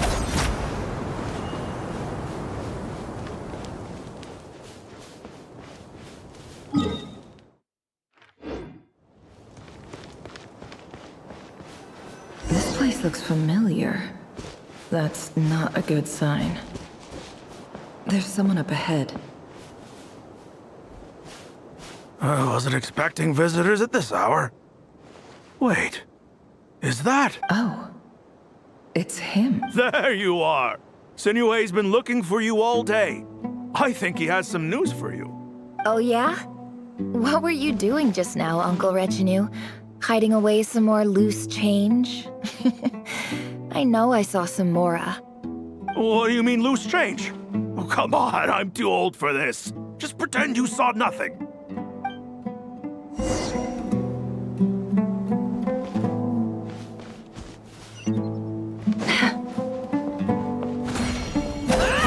No more lies.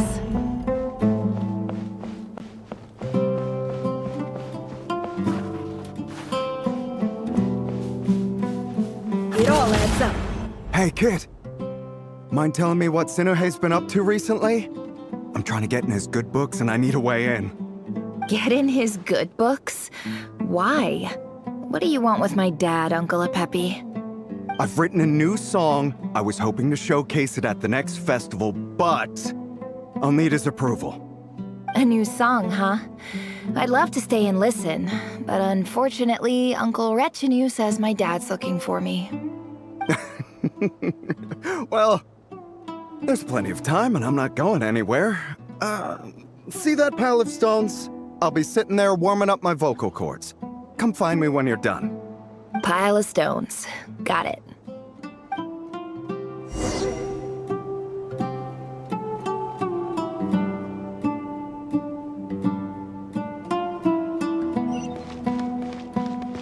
Can't hide the truth.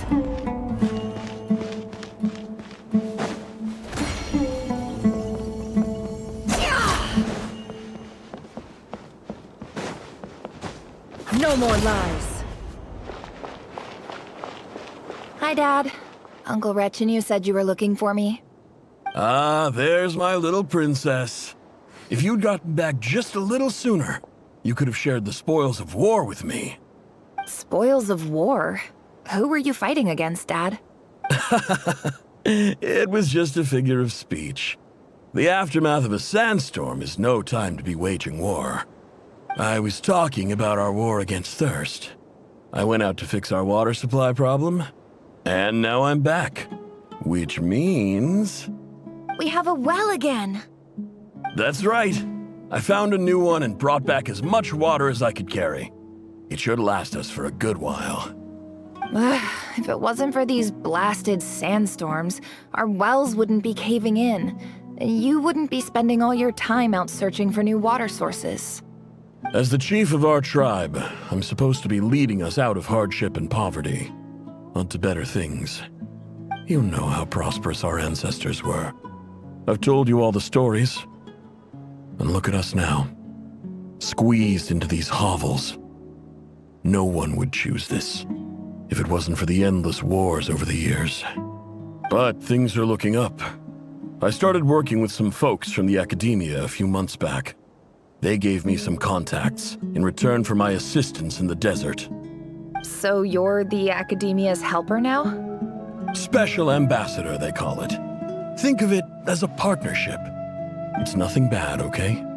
We've been isolated here in the desert for too long. Seeking opportunities elsewhere is the best thing for us, and the fastest way to progress. So, do you get anything good out of being a special ambassador? Of course. My luck's improving all the time.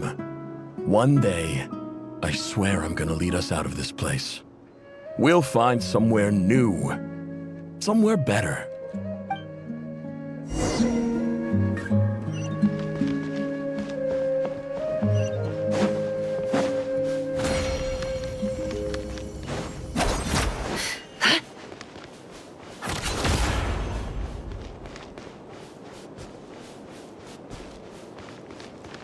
It all adds up.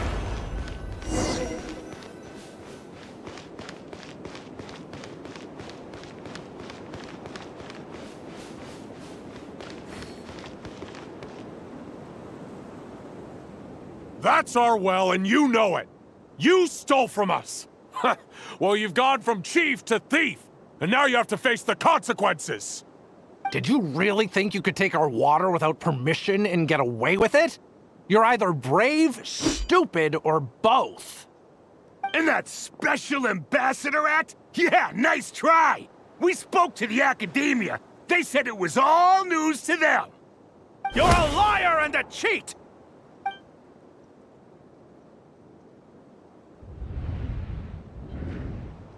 I heard Yehoda gasp, but I don't blame her. Most people are terrified by the sight of blood.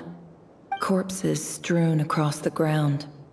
The wounds are clearly from scimitars and daggers.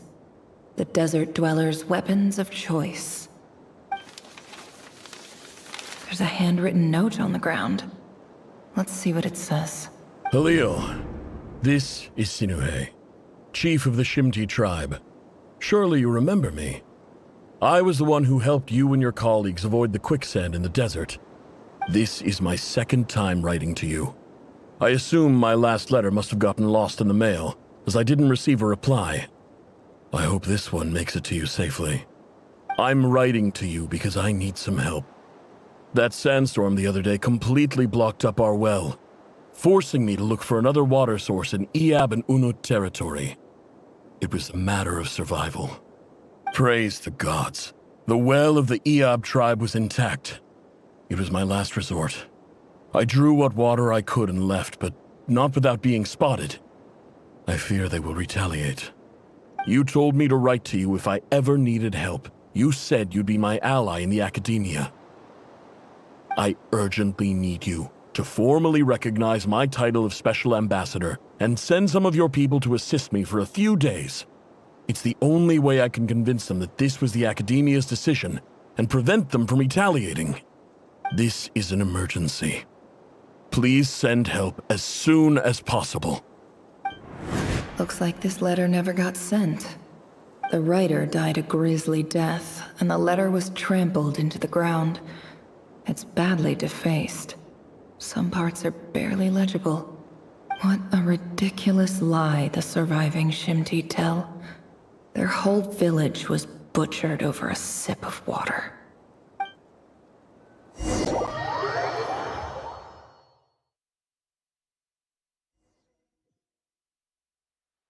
Ah, officer. Welcome. Welcome to our humble village. I thought you would at least have the courtesy to provide some respectable libations. This is the finest wine Aru village has to offer. I promise.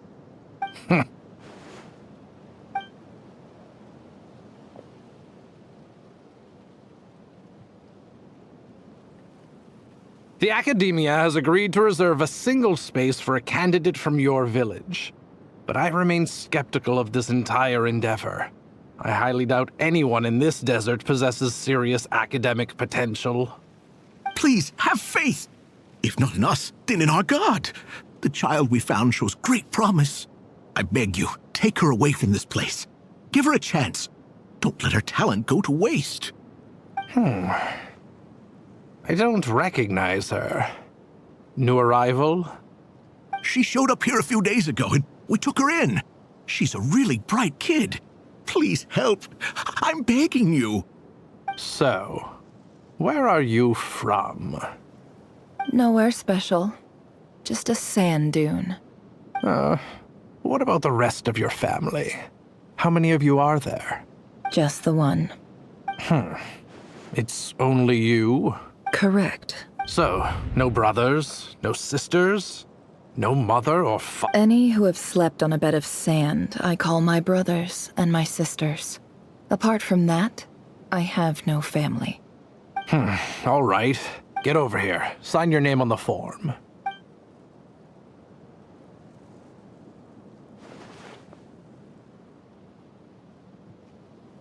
Never?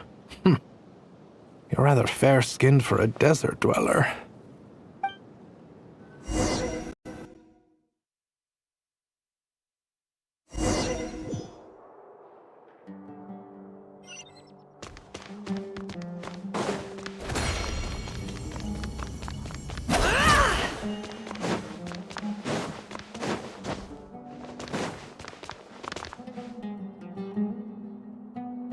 Nefer, this term's assignments have been issued already.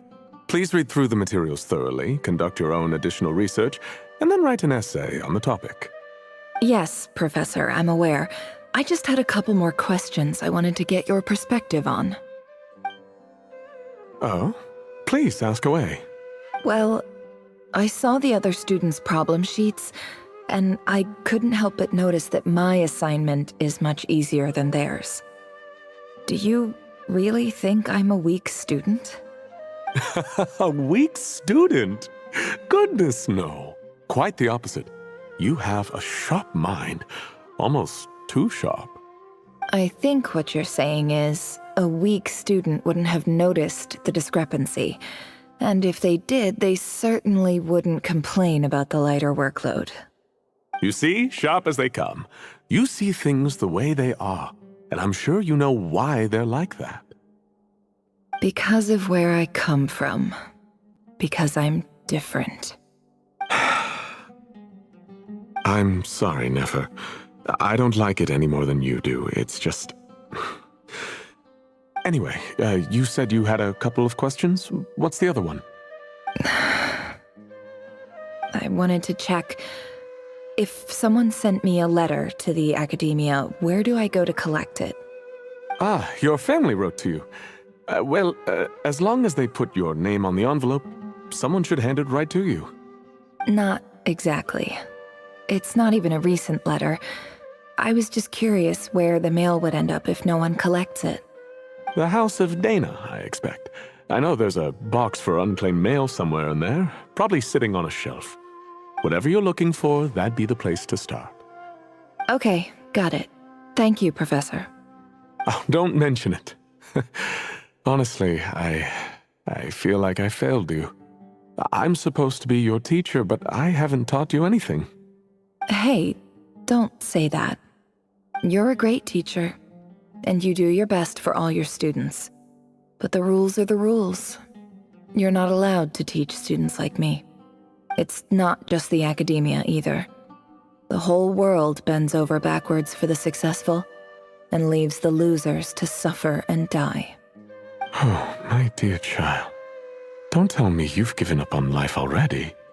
I haven't. I just think that if you want to make it in this world, you have to find a way to become successful.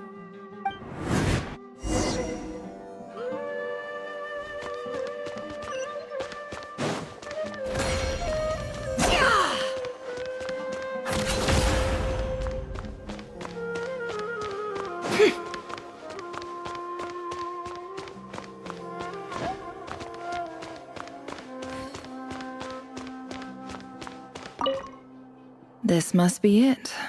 A big cardboard box full of unclaimed mail. And probably some letters that ended up here by mistake, too. Let's take a look.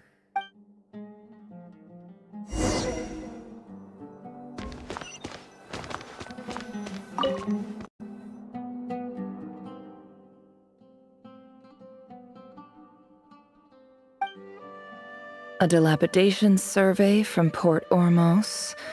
Looks like it's from a Core of 30 representative. What a strange thought.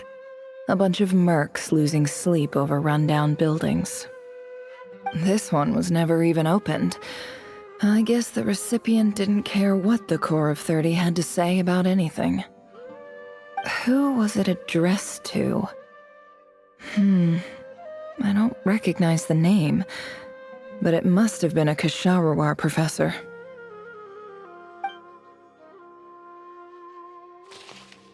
This one is addressed to the Immorta Sage.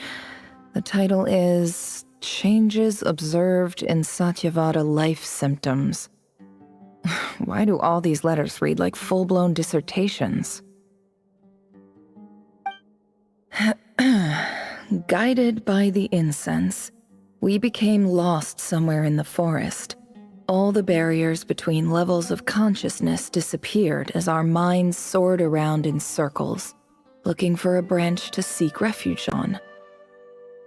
In clinical terms, these symptoms fit the description of incense poisoning. The Immorta Darshan strictly prohibits the use of hallucinogenic substances, but I believe there are still people getting away with it. For example, my neighbor who always breaks out into song and dance after using incense. This seems like something the academia would want to know about. Why wasn't it collected?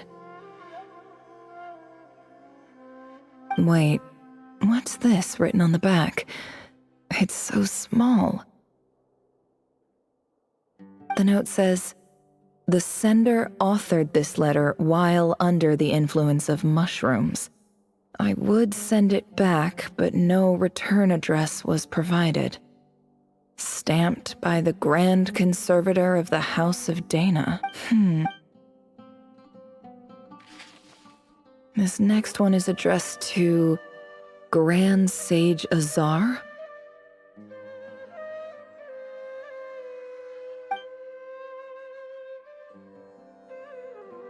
A few words of protest regarding recent changes in Sumeru's educational policy.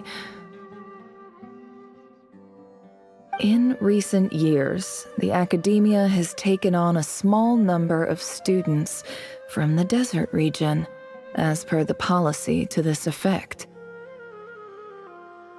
However, it appears to me that these students have not, in fact, been provided with educational opportunities that are, in any meaningful sense, equal to those enjoyed by their peers. As well as receiving dumbed-down assignments and perfunctory tutoring, they do not even have full access to the Akasha system. Education is the fundamental purpose of this institution, which should go without saying in a nation whose founding virtues are knowledge and wisdom. I ask you, is the lip service we pay to the policy of education for desert students truly the standard of pedagogy to which the academia aspires? As Grand Sage, policy decisions are your prerogative. But do not forget your roots. You and I were once students too, as was everyone else in this institution.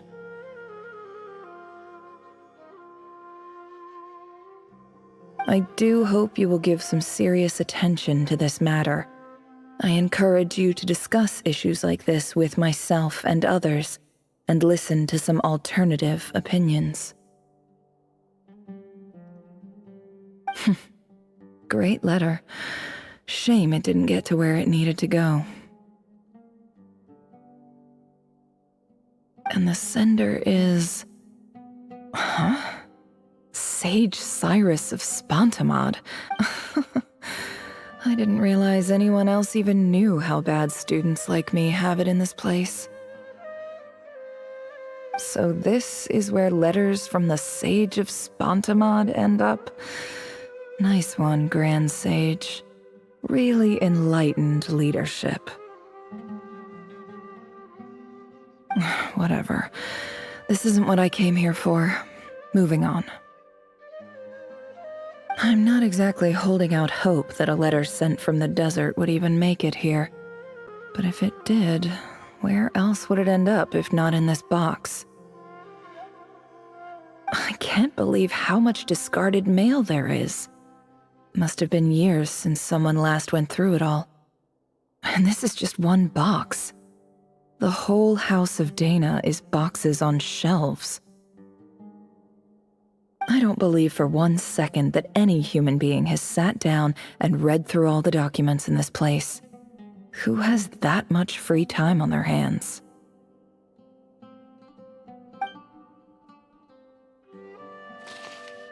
Wait, could this be it?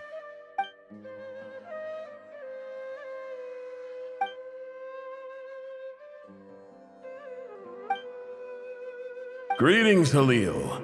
My name is Sinuhe, chief of the Shimti tribe. I was the one who came to you and your colleague's aid when you ran into trouble in the Great Red Sand.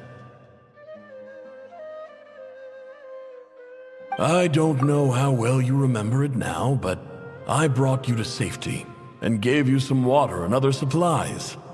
You seemed very pleased and told me your name. In my tribe, learning a person's true name is serious business, and I therefore see you all as friends. You were kind enough to leave your contact details, so we could stay in touch. The Shimti tribe lives a harsh, nomadic existence in the desert. You were sympathetic towards my plight, promising to make me a special ambassador of the academia and help us find a way to make a better living. This brings me to my reason for writing. Our tribe has fallen on particularly hard times, and I would like to ask for your assistance. There was a terrible sandstorm a few days ago, which blocked up the well in our land. To ensure my people's survival, I had no choice but to venture into Iyab and Unut territory in search of an alternate water source. The Iyab and Unut are descended from the Thamudians, while we trace our ancestry to Tulatala. We worship the Lord of Flowers and have had relatively good relations with our fellow tribes up until now. I found a well belonging to the Iyab tribe. They declined to help us, but I really had no other option, so I took some water to keep me and my tribe alive. My actions are certain to incur their wrath. When we met, you assured me that you would be my ally in the academia. I would like to take you up on that offer, because I really need your help. I wonder if you could send an academia representative to meet with me. That aside, the last time you were here, you mentioned that the academia had started accepting students from the desert, and I told you a little about my daughter, Nefer. We have next to no resources here in the desert, and my power and influence are limited. Would you consider enrolling my daughter at the academia? She is a smart girl. I know she won't disappoint you. From the outset, the academia never took you seriously. Those things they promised were just empty words. I doubt they even remember the name Sinuhe. And you were so emphatic that your luck had finally changed for the better. You swore you'd lead us to a better place one day. You spoke with such conviction, like you were the most powerful chief in the whole desert. You liar. You lied about everything. You promised the world and delivered on none of it. And who fell for it? Just me. by the looks of it. Despite your best efforts. Which makes you a pathetic liar. You weren't even any good at it. I think I'll take over from here. Let me show you how it's done.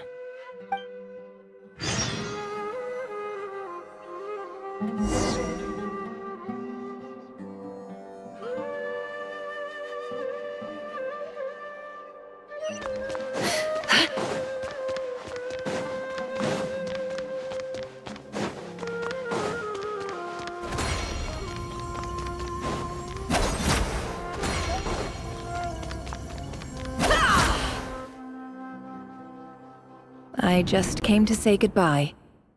Thanks for everything you've done for me in my time here. Nefer? You packed your bags. Where are you going? I'm quitting. Something's come up in my hometown. Gonna head back and deal with it. Huh? But this was a hard-won opportunity for you. You know that better than I do. It was. But it doesn't matter. I have more important things to deal with, and they can't wait. Oh, and I didn't want to overfill my bags, so I left some incense on your desk. What's wrong? I thought you liked incense. Although, I did read somewhere in the House of Dana that it has hallucinogenic effects. Don't use it all at once, all right? Isn't this the stuff you brought from your hometown? You're just letting me have it? But you said it's a rare and valuable commodity. Yeah, about that. I lied. It's not rare at all. There's this bunch of ruins near my hometown that are practically overgrown with this plant. It's not worth much. Keep it, it's fine. But Nefer... All right, that's all from me. You take care.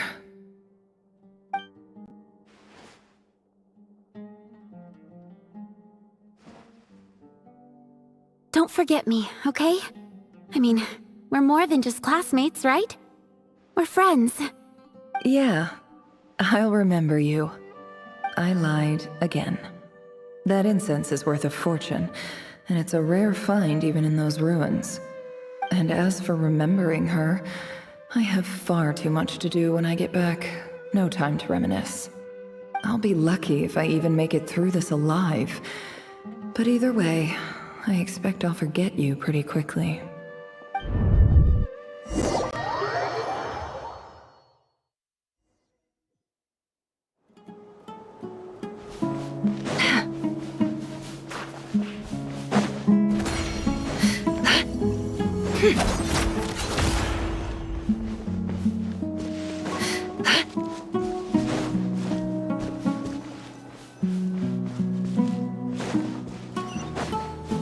Can't hide the truth.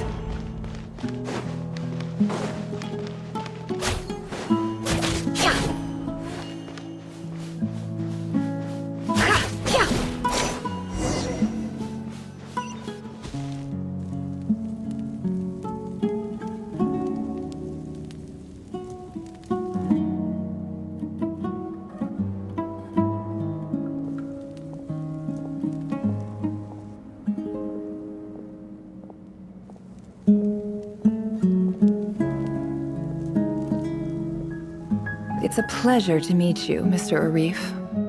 So, what does the Academia want?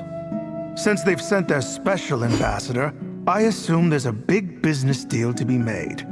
If not, I'd be very disappointed. Please, sir, lower your blade. You're lucky I'm the one they sent. Not all special ambassadors share my admiration for the Iab people. The ever-shifting balance of power in the desert reduced the once great civilizations of this region to rubble and sand. But the story of the Iab has a very different trajectory. Others grew weak, but you grew strong, beginning in obscurity and moving to prosperity. You're the only ones who defied the trend. Huh. So, you do know who you're dealing with? This well is the perfect symbol of your strength, is it not? It used to belong to the Unut, but it looks like you have control over it now. You're not wrong. but I'm sure you didn't come all this way just to flatter us. Of course not. I came to bring you some very good news. Some information that recently came to light, which might just be your ticket to freedom. Records uncovered by the Vahumana Darshan show that a certain well currently under Iab control is built on top of some ancient ruins. These ruins are of great archaeological interest to the Academia. I checked the map carefully on my way over here, and I'm confident that this is the well in question. The Academia is offering 50 million mora in return for excavation rights. 50 million? No, wait. If these ruins are as important as you say, 50 million's a little low, don't you think? Don't get greedy, Iab. We know far more than you think. We know that you seized this well by force. Wasn't that the first step in your rise to power? To drive away the Unut and steal their water supply? So what if it was?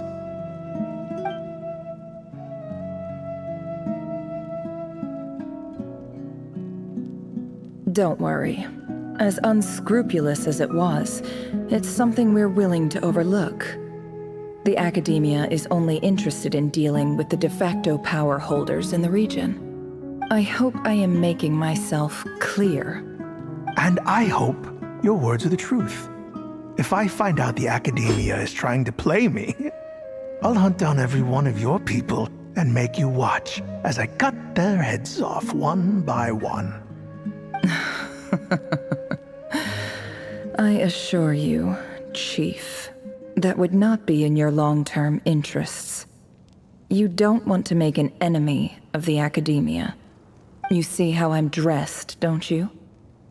I appreciate that you've never been to the rainforest, but surely even you recognize an ambassador's attire when you see it. And what does a barbarian like you have to lose anyway? You really think the Sumeru Academia would bother to come all this way just to lie to you? We have more important things to worry about. All right, I take your point. The Academia is the highest authority in the land. I'm sure you're trustworthy people. In that case, we have a deal. We will sell you the excavation rights. I'd like to thank you, Ambassador. This is good news indeed.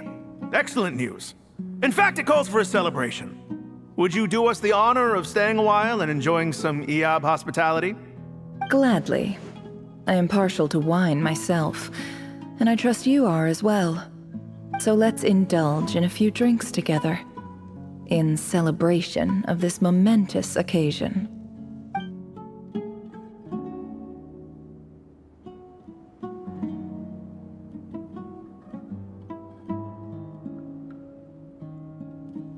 Chief! Chief, it's an emergency! It's the Unut. They've taken the well. What? Well, don't just stand there. Take it back. Yes, Chief. I have every confidence in the Iab's military superiority, and yet... What is it? The Unut's response was alarmingly fast. The day after we reach a deal, they seize the well. This can't be a coincidence. Perhaps there is a traitor in your midst. I don't think so.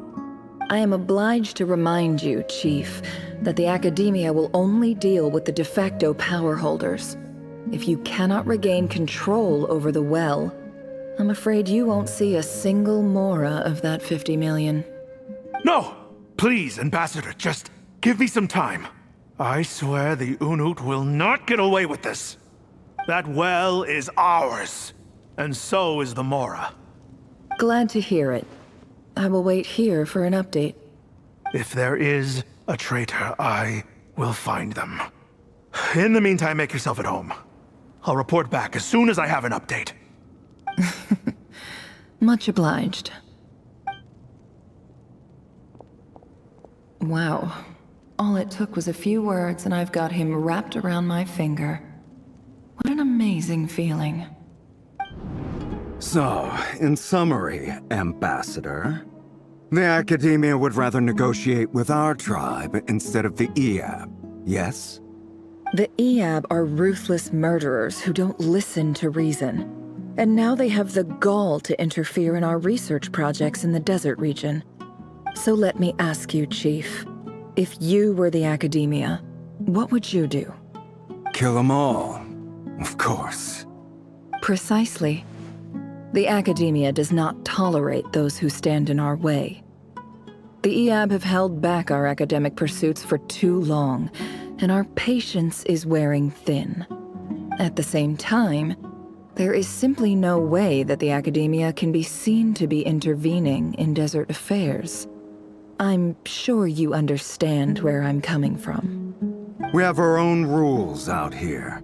If the rainforest dwellers raised arms against a desert tribe, it'd start a bloody war. Right. We can't confront them ourselves, but we can support their enemies. The Unut have always had strained relations with the Eab, which makes you our natural allies. Natural allies. Weren't the Eab your allies once? You were quick to send them after us to protect your interests back when we stole that water. And now look at you. You're at each other's throats. Let me be clear. The Academia wishes to collaborate with the legally recognized rulers of the desert in this matter. We are asking for excavation rights to that well, and our offer is 50 million mora.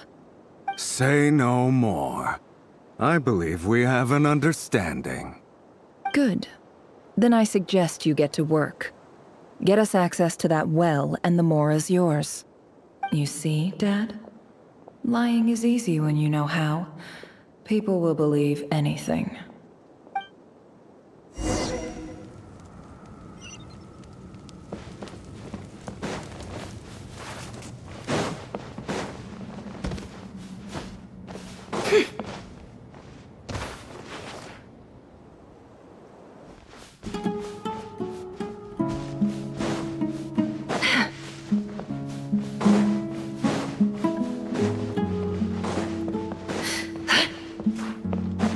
No more lies.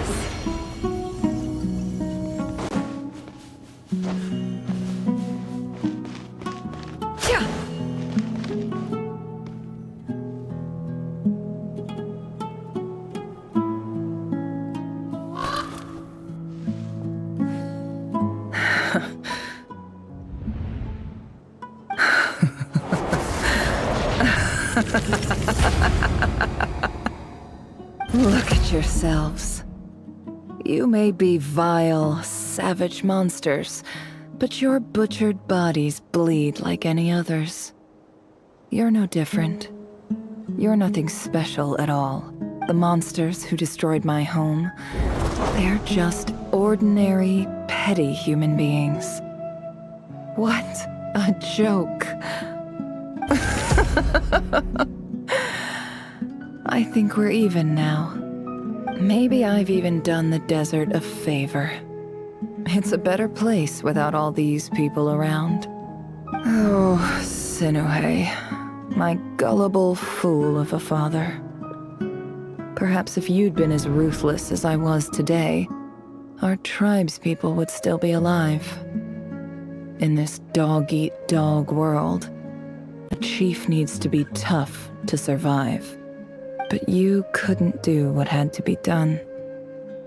So I did it for you. Nefer, it's okay. All of this is in the past now. I believe I remember you promising to remain silent. Yeah, but even so... Yehoda, is there anything you can do to ease the tension?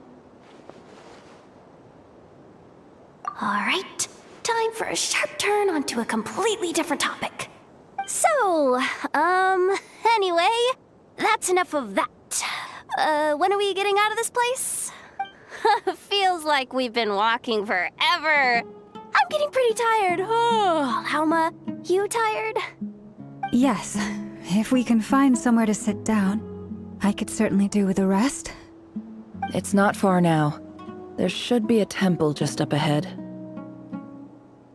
Yes. Really? A temple? That's where this story ends?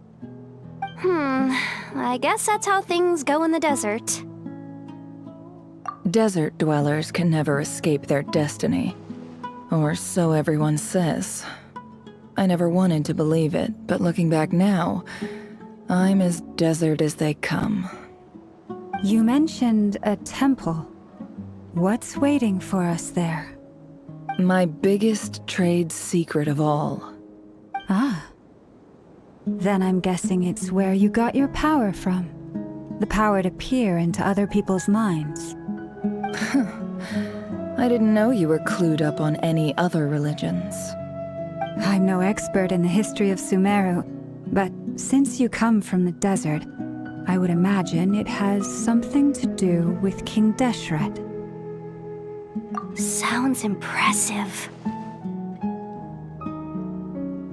Ah, I know who you mean. General Mahamatra Sino. The spirit of Hermanubis dwells within him.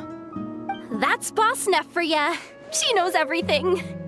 Sino's hardly a figure of obscurity, but I know about Sethos too. What about him? Is he a big deal or something? Well, he's not a small deal, let's put it that way. Please, this is the bare-bone basics. Save the flattery. Thanks for your patience, everyone. I'm sure it's been a lot to take in. With any luck, that's our exit just up ahead.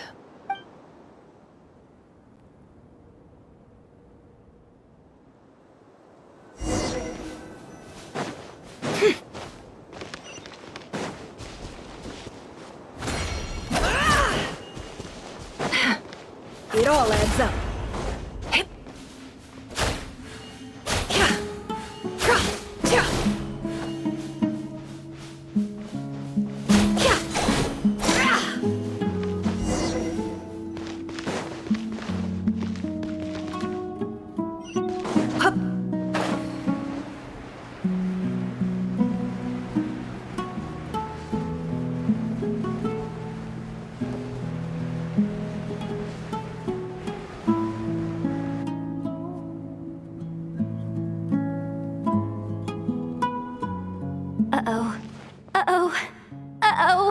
I'm totally out of my depth here.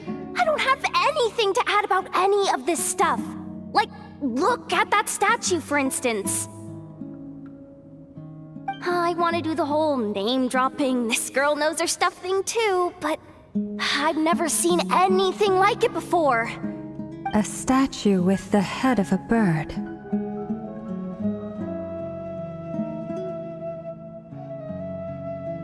That's Thoth, the Ibis King, one of the 7 pillars of King Deshret. The legends say that he, the Crocodile King, and the Goat King were the 3 retainers of King Deshret.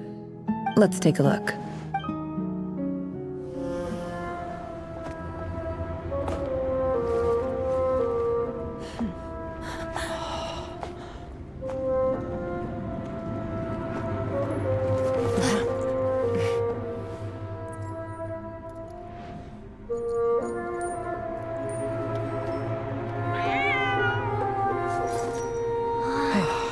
It's just Ashru. So, all is well?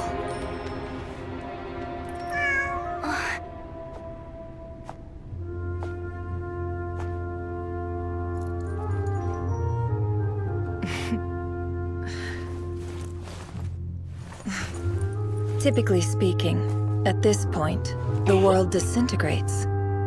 Then we find ourselves back in the outside world. Besides, these are my memories. There's nothing to fear. You're sure? Of course. It's almost over.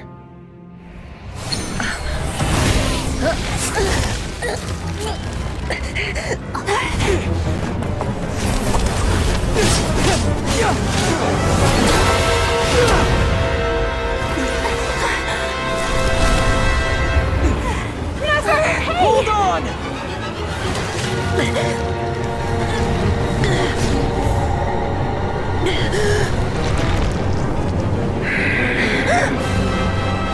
Knowing too much is always a death sentence. Speak for yourself.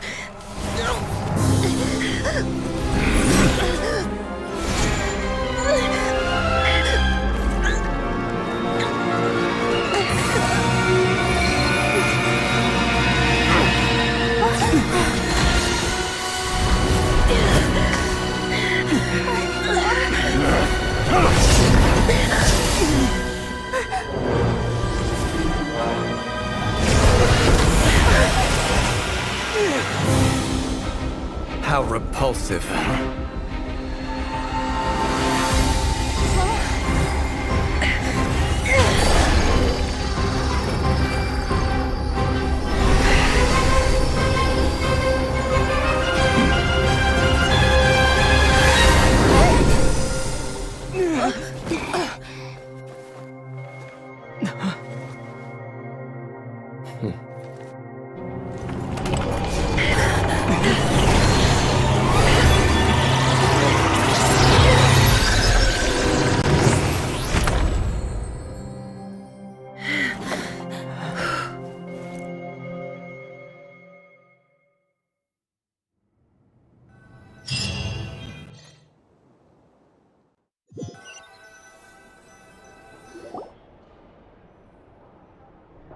Timed that pretty well, didn't I?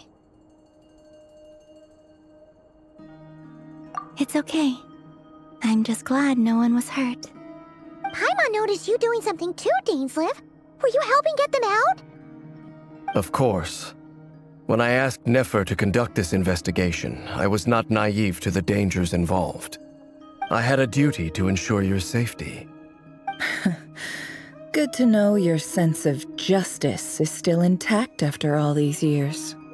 I take that to mean that you saw the truth. That comes as a great relief.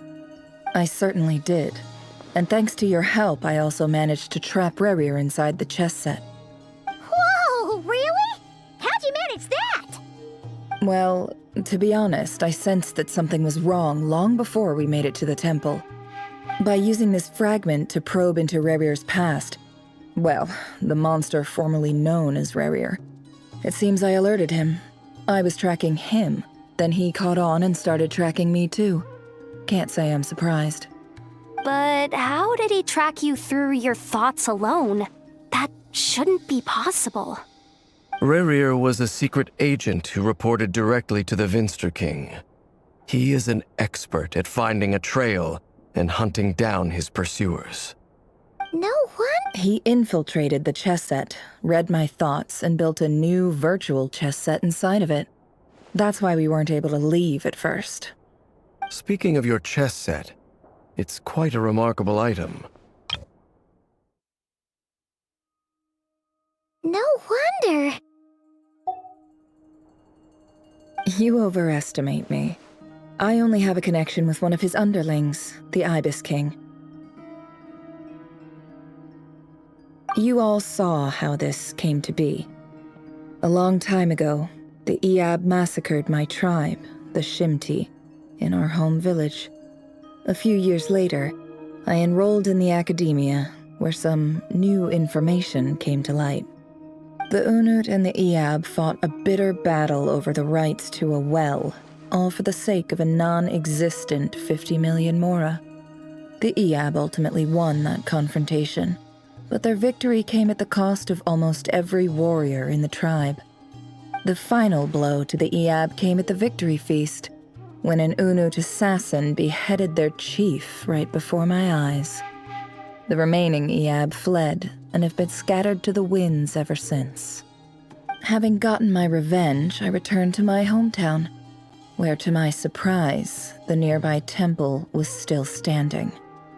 There it was, seemingly immune to the relentless hostility of the desert, while my tribal home lay in ruins. As I stood there gazing at the temple, I noticed a cat just outside. This cat, as it turned out, was home to the spirit of the Ibis King. He led me to a gate deep inside the temple, and there he made a deal with me. This chess set is my gift from the Ibis King. The chessboard within is made to the same specifications as the one in the mausoleum of King Deshret, and represents his power of piercing analysis. With this chessboard in its container, I gained a certain ability to perceive hidden secrets. Now, you could conclude that the Ibis King simply wanted to give the people of this world the power to seek the truth, but I don't believe that's the full story. Every god plays favorites. Their hearts are as fickle as any human's, full of secrets, perversions, egotistical tendencies. But precious few gods are willing to admit this. It is the same with all powerful forces, including fate itself. Their gaze falls preferentially upon a select few.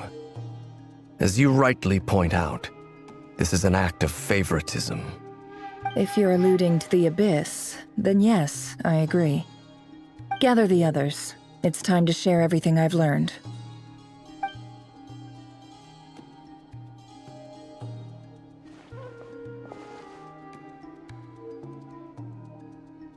Thank you all for being here. As promised, I did some further investigating into the Raker of Solnari's background. I am pleased to report that the investigation has been most fruitful indeed.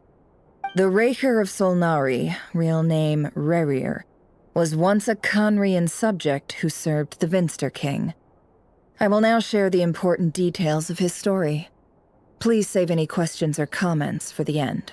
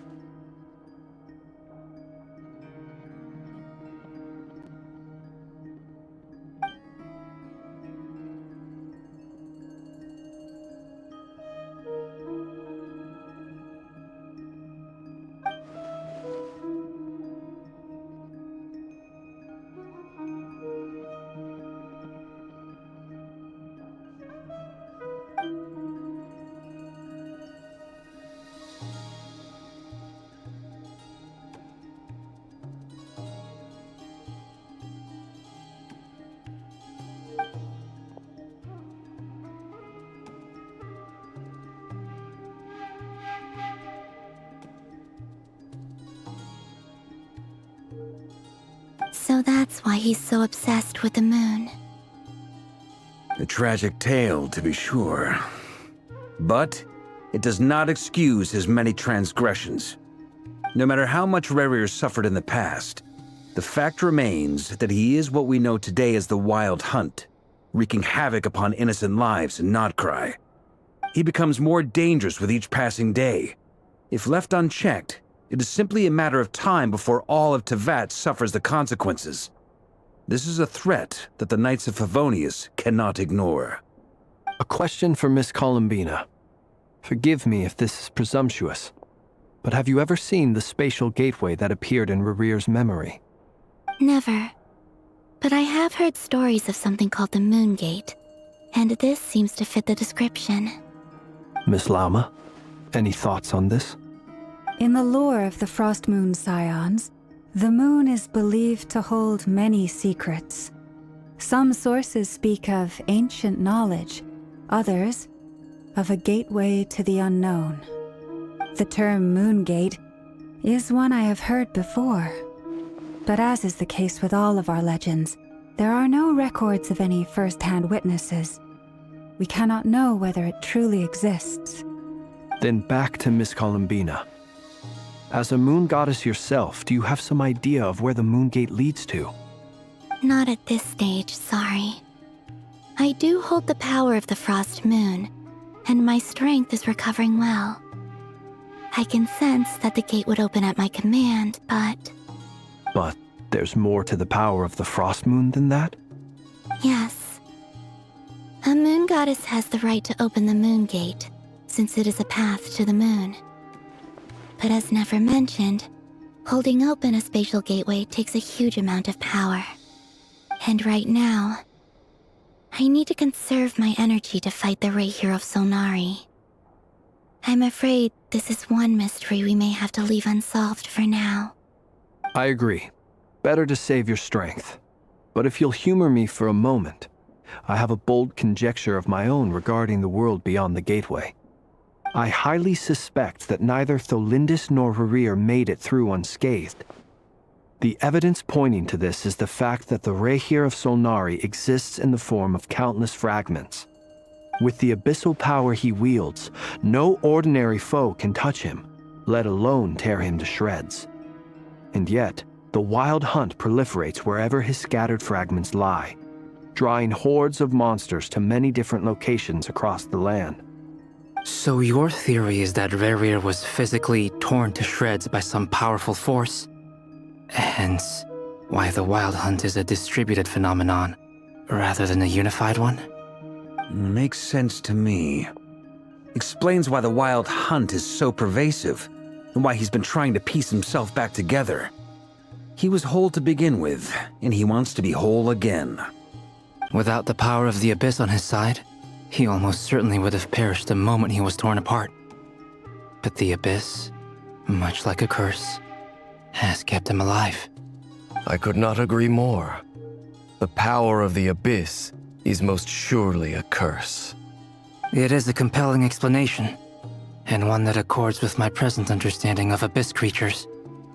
Whether the life form in question is primitive or advanced, if a curse has extended its lifespan unnaturally, it will continue to survive in spite of everything. This raises some interesting questions. I will run some experiments and see if there is any validity to my suspicions.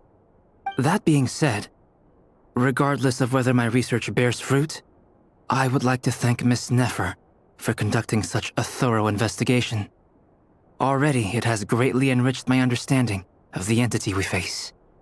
My pleasure, Mr. Albedo. I too hope that the information I have shared today proves useful as we look to formulate the next stage of our plan. Hey! What is it, Dainsleif? You look really upset! It's just... when I think of the man I once knew as Rerir, I struggle to understand why things had to turn out like this. The two of you used to be friends, didn't you? I don't know if these words will bring any comfort, but my heart goes out to you. Mine too. We can never know all the hows and whys of the way things are. The moon and stars are full of untold secrets and lies, and the skies are host to many more mysteries than these alone. Yet, none of that can begin to compare with the complexity of human life. Those are the first comforting words I've heard in a long time. Thank you, both. Well, I think this is a good place to end today's meeting. I'm sure Nefer needs some time to recover. She's been through an awful lot today. That's very thoughtful of you, Lama. Of course. Sounds good to me. Take some time to rest and digest before we reconvene to nail down a plan.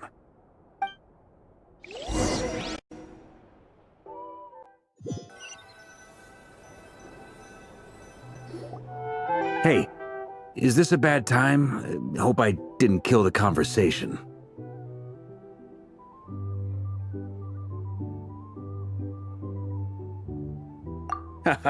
No need. Come on, let's talk outside.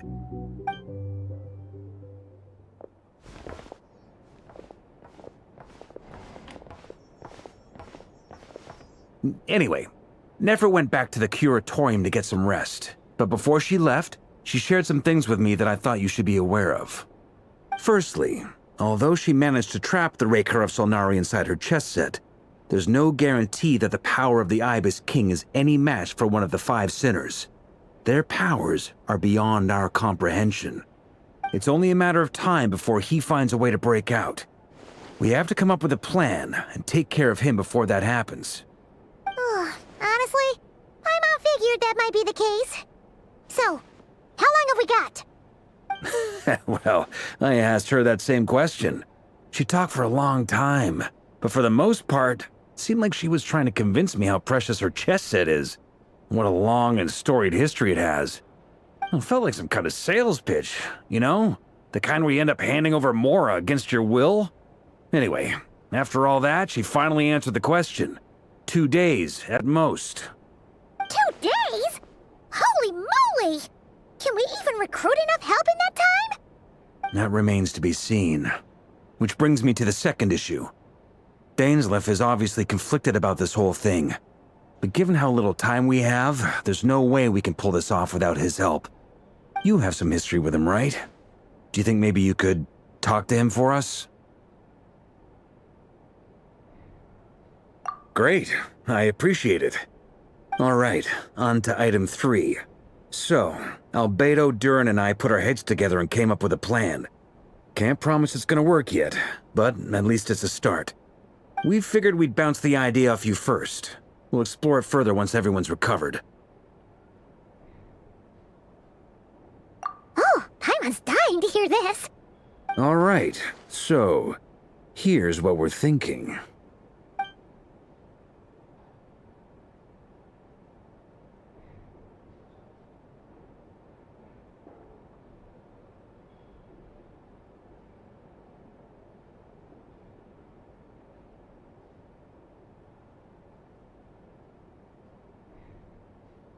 We felt a little uneasy about roping you into this. I mean, firstly, you're not locals, and secondly, none of us are your boss. You're well within your rights to refuse if you so choose. Roping us in? Why would you even say that? We know the stakes here. It's all of us against the Rayher of Solnari, or none of us stand a chance. I choose my words very intentionally, I'll have you know. I like to think there's an art to striking a down-to-earth tone even when the stakes are through the roof. Sir Varka, I have a few thoughts about this plan. I'm all ears. I think we can be more flexible with how the roles are allocated.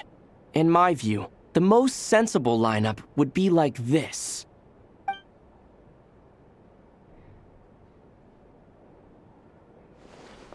I see your point, yeah. But if that's how we're going to approach this, you'd better make sure you're ready. To be clear, I don't doubt your abilities. Far from it. I just want to make sure. Are you really willing to take all this on?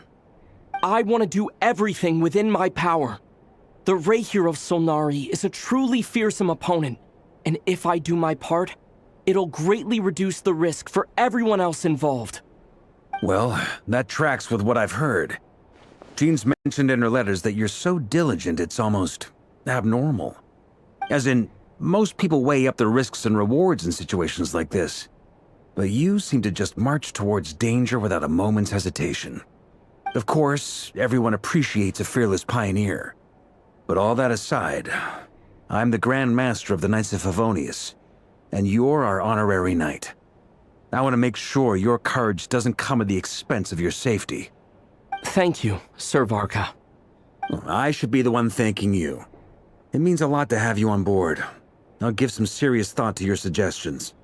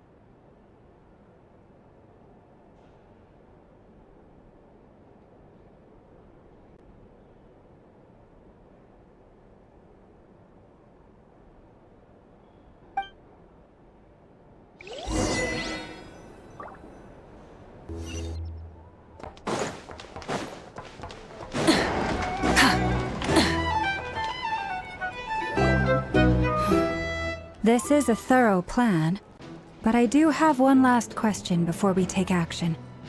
How can we be sure that our enemy won't leave the designated area? Great question. Albedo's been hard at work analyzing Rayher and the Wild Hunt's behavioral patterns. His conclusions are as follows. Firstly, from the earliest known confrontation until now, Rarer has never displayed any ability to manipulate the dimension of space, so it's unlikely he has any power in that domain. Secondly, he seems to have a particularly strong vendetta against our group. If we put him in a fight-or-flight situation, he'll choose to fight every time. Thirdly, finally, and most importantly, he is consumed by hatred, both for the moon and for his enemies. Turns out, we tick both of those boxes. We have a reincarnated moon in our ranks, and a spy who accessed his private memories without permission. He'll be baying for blood, not looking to escape. As someone who's had their fair share of interactions with the Wild Hunt, those all seem like valid observations to me. Understood.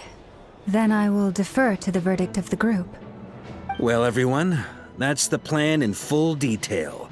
Albedo and Durin are carrying out their part as we speak. Plan approved. Scheduling. Okay, any firepower you need, I got you covered. Let's light this baby up. The Frost Moon Scions are behind you as well. And the rest of you?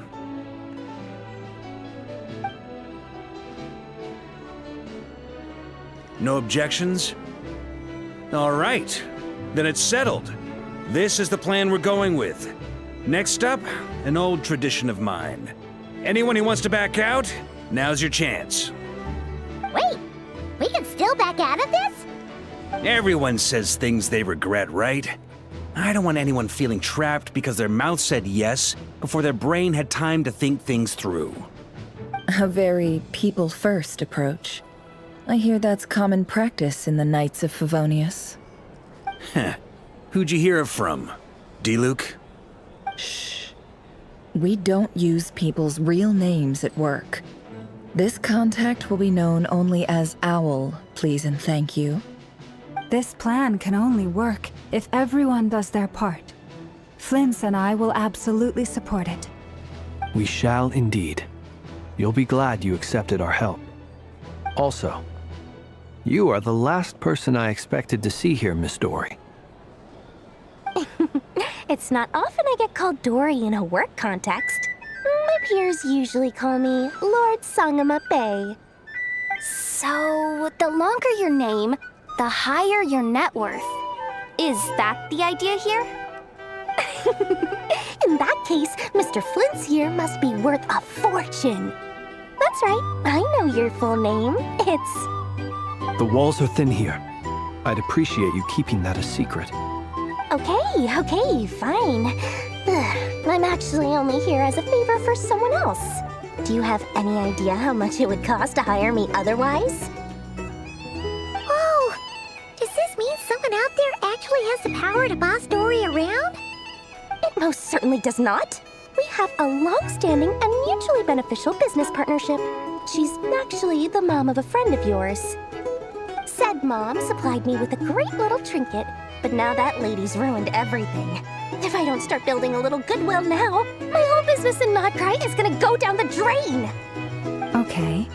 So what exactly is so special about this pendant? It's a lucky charm that a great mage made for me. We have a business relationship, and she was worried that something bad might happen to me. So, she wanted me to have something that can store power to protect myself with. I finally got it all fully charged up with Kuvaki, and then never went and used it all up at once! Never lost so big in my life! You're right. It was all my fault. I didn't mean to drain all the Kuvaki in the pendant, but I'll make it up to you. You will? Well, in that case, how about you give me your chess set, and we call it even? I knew you'd say that. Well, it's yours if you want it. In fact, take it now, and I'll even throw in a free Raker of Solnari. Deal? You're putting me in a difficult position here. It's a very useful thing to have around, but I have a funny feeling it won't be around much longer. I guess we'll see in a couple of days. Looks like bankruptcy for me. Hey, don't be so pessimistic. See this through and you never know. You might find a new business opportunity on the other side.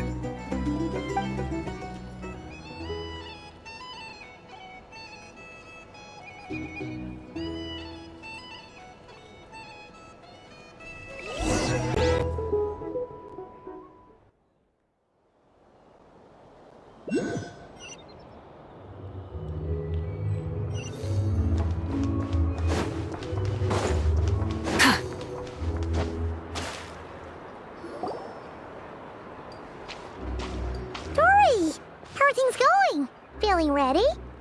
Oh, I was born ready. We only have 2 days. You think Lord Sangamabe would let an opportunity like this slip by? Don't forget, when something's in high demand, the people with the goods on hand get to charge the highest price of all, even higher than the sellers taking advance orders. Ta-da! See? It's right here! Ah, it's so pretty! Did you make it?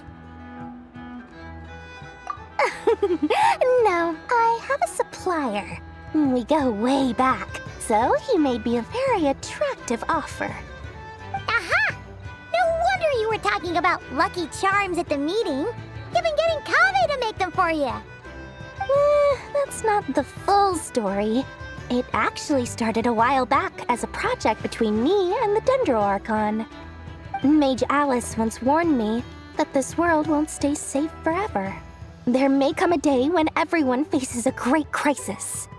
I passed this on to the Dendro Archon, and she secretly brought together a research team made up of Sumeru's top scholars to invent a technology that could keep people safe. I won't go into the details because it's all very complicated, but if you want to know more, you can ask the Dendro Archon about it sometime. Anyway, point being, it was the Dendro Archon who asked Kaveh to build this little contraption. As one of the top Kashara War talents, he was the obvious choice. Took him long enough. He stressed over it for ages. Must have gone through at least a dozen designs before producing a final product. But that's Kaveh for you. Marak delivered it to me a couple of days ago, along with a letter from Kaveh. Could I ask why I'm sending this technology to you? And what's your proposed use case? Has it been approved by the relevant authorities? So nosy. My fault for sending him the research permit to begin with. Surely Nahida must have told him you were involved in this project. He was probably just nervous because you're always so secretive about your business. Could be. Anyway, I just replied, let's hope there never has to be a use case, because it would involve grave danger. Fair enough. But it sounds like he was just being cautious. He probably felt responsible as the one who made it. Or maybe he was asking as a favor for his housemate. He's done that before. Not sure why, though. His housemate doesn't seem to really care that much about this kind of stuff. Either way, all's well that ends well. I'm just glad to finally have my hands on the product. I wouldn't want to be without it, given the potential dangers that lie ahead. Huh? What does that look mean? Paimon's just super surprised. This must be the first time we've ever seen you actually get serious about something. Well, a long time ago, I made a promise to myself. I promised that I was gonna live every day of my life with a big beaming smile. Obviously, Mora plays a big part in that. But there are always gonna be times in life when you have to give something back. That could mean paying back a debt, returning a favor, or showing some kindness.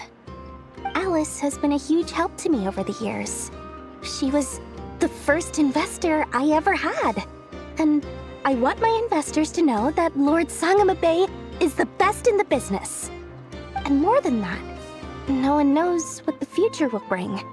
Whatever happens, I want to make sure the Dendro Archon and all of Sumeru is prepared to face whatever comes. Oh, that? I was just making sure Nefer and I are square. Don't be thinking it was some sort of benevolent act. I'm no saint, so don't treat me like something I'm not. My priority is doing the business that I want to do. So long as my conscience lets me, but it usually does. That's the Lord Sangama Bay business model. All right, if you say so. I do say so, and that's the whole point. I'm a businesswoman.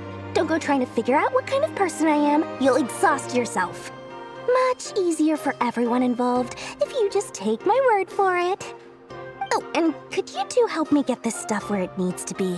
Thanks so much. You're my favorite assistants.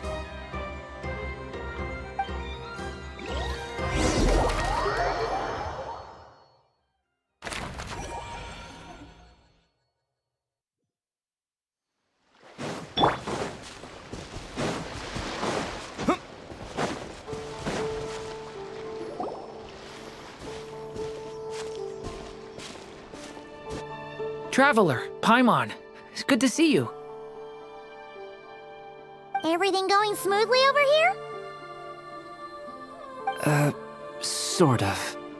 As you're probably aware, Varka, Durin, and I captured some abyssal creatures from the Wild Hunt. Per the plan, we dissected and analyzed some samples of these creatures. The process went very smoothly. The findings, however, come with some troubling implications. What? You can actually dissect the Wild Hunt? That depends on your definition of Wild Hunt and dissection. Harmless, lifeless. These words are accurate descriptions. The Wild Hunt is an interesting phenomenon. In and of itself, it doesn't seem to possess anything akin to a human personality. But taken as a collective, the medium through which the Wild Hunt is summoned does appear to have a soul. Master griped a lot about the wise Horoptotire, and seemed somewhat fascinated with the Faustsert Elegy. But she barely mentioned Rerir at all. I don't think that was because of his lower social standing, though. Anyway, it's a pity. I should like to hear her thoughts on the nature of the lifeform he has become today. It's a strange mix. The furious energy of an abyssal being channeled through a fractured physical existence. A consequence of being torn apart by an unknown power. Perhaps the only explanation for his survival in this state is that he sacrificed a degree of individuality in exchange for a continued existence. Oh, sorry. Once I get talking about interesting research, I have a tendency to go on indefinitely. Back to our research findings. Essentially, they confirm my hypothesis. Rerir's corpse is completely contaminated by the Abyss, and the effects are irreversible. You could think of this as Rerir in mutated form. But in my view, even that would be inaccurate. In reality, his whole being has been consumed by the Abyss. In other words, he is now nothing more than a manifestation of abyssal power. Unfortunately, at present, we have no means of completely eradicating abyssal power. Hence, we cannot fundamentally destroy the Rehyr of Solnari either. Oh, that's terrible news! So, that's it? We can't defeat him? Not even if we get the power of the Three Moons? Miss Columbina's situation is a difficult one. She can never achieve wholeness when the world does not accept her presence. It's as if her creator banished her to a place she can never be accepted. It means she spends most of her energy just on her own survival. Given the circumstances, it's only natural to despair. But we must see this plan through to the end. Time to kick off the backup plan. Oh, Paimon almost forgot! This is for you. Dory asked us to bring it. Ah, how wonderful. Well, thank you for making the trip. Durin and I will be heading off shortly. I'm sorry I won't be there to protect you in person this time. Please be careful. All right then. Stay safe.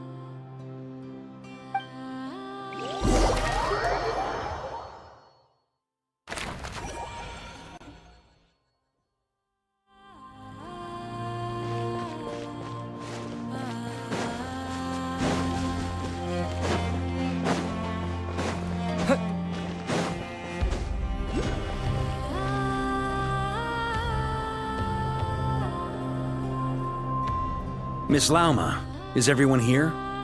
Yes. The fate of my flock is in your hands, Grandmaster Varka. Please keep them safe. My lady, what are you saying? Within the next 24 hours, we will face the biggest crisis the world has ever seen. This is not a burden that we deserve to bear, but I believe that we reap what we sow in this life. So I intend to act. I must do what I think is right. For me, that means fighting for the future of Nod-Krai. This gentleman is the Grand Master of the Knights of Favonius, Varka, Knight of Boreas. In my absence, please follow his lead. Hey, everyone. Guess I should introduce myself. Well, to start with, I know my way around a battlefield. Biggest strengths are honesty and hard-workingness. Anyway, point is, I don't intend to let Lauma down. I'm gonna do everything in my power to keep every last one of you safe and sound.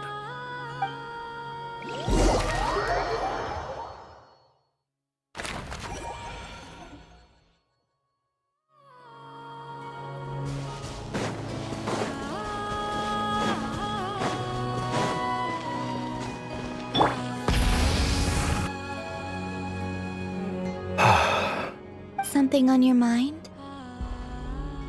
Miss Columbina, was it? I believe that's how the others addressed you.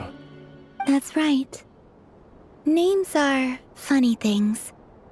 Have you always been called Dainsleif? Yes. I take it your own name has a more complicated history. I have a different relationship with names than other people. To be honest, I'm not even sure that Columbina is my name. At least, not in the same way that Dainsleif is yours. But it's what everyone calls me, and I go along with it. A lot of my life has been that way. I get so used to things that I forget to question why they are so.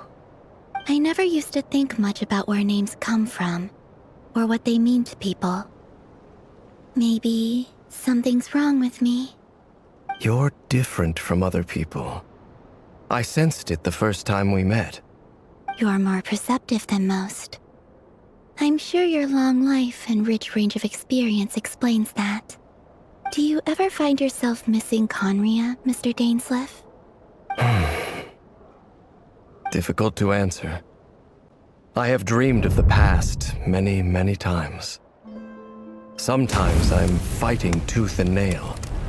Other times I'm lying on the ground, defeated. I don't recall any happy moments from that time. It has been too long. Is that because hatred survives longer than love and affection? That would not be for me to say. I make no excuses for the grudges I bear.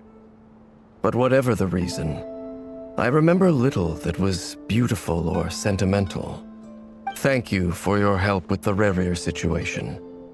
Without your efforts, I never could have learned the hidden truth of his story.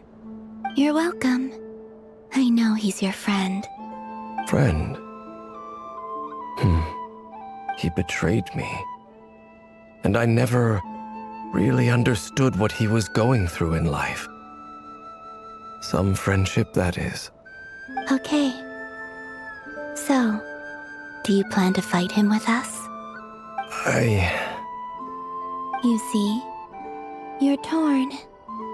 Now you know what really happened. You see the things he's done in a new light. I need some time. Of course.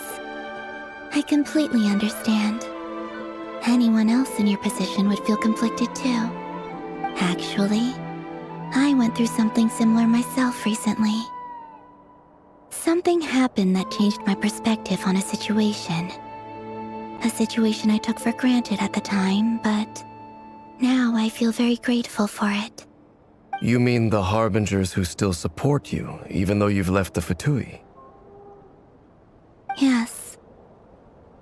I always thought they were only helping me because Harbingers are forced to work together. But then I abandoned them. A warrant was even put out for my arrest.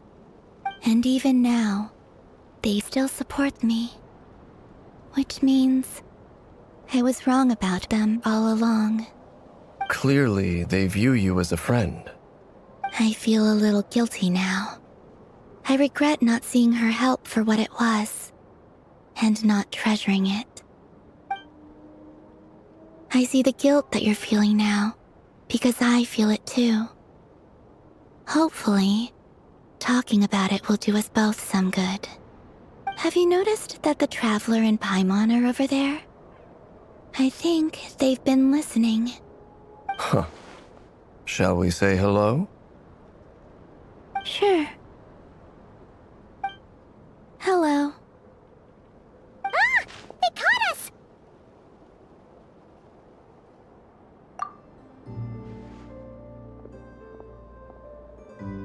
I apologize for making you worry. No doubt you wish to know where I stand on the plan to take down the Rahier of Solnari.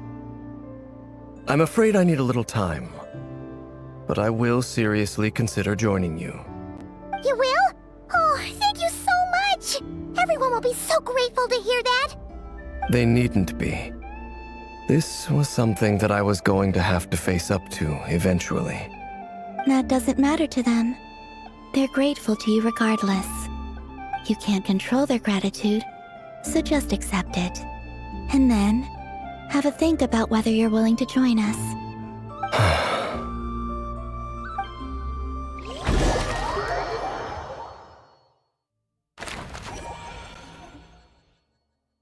It's nearly showtime! Let's go rendezvous with the others. You know the place.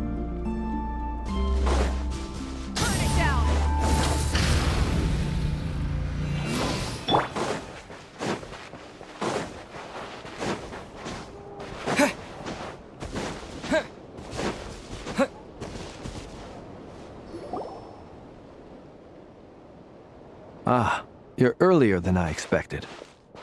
Hey, Flint's! Been waiting here long? Not too long. I came a little early so I'd have some time to think. Are you nervous about the battle? Quite the opposite. I'm reminiscing on my past battles. When I was awakened by the Ratniki, I had not touched a weapon in many years. I felt like the battlefield was not where I belonged. But after waging war against the Wild Hunt for so long, I came to realize something. A life of absolute peace is simply not a possibility for me. My restless flame indicates that somewhere inside of me, there is a deep yearning to root out the evil in this world. Oh, that doesn't sound like such a bad thing. Well, in the past, when I was a Fae whose primary concern was hibernation, it was hardly ideal. But it certainly serves me well here in the present. And I am delighted to be able to join forces with you in this endeavor. Looks like I'm not the first to arrive. Ah, Miss Lauma. Did you sleep okay last night? I struggled to settle down at first, because of the nerves. But don't worry. I got enough sleep in the end. I'll be just fine.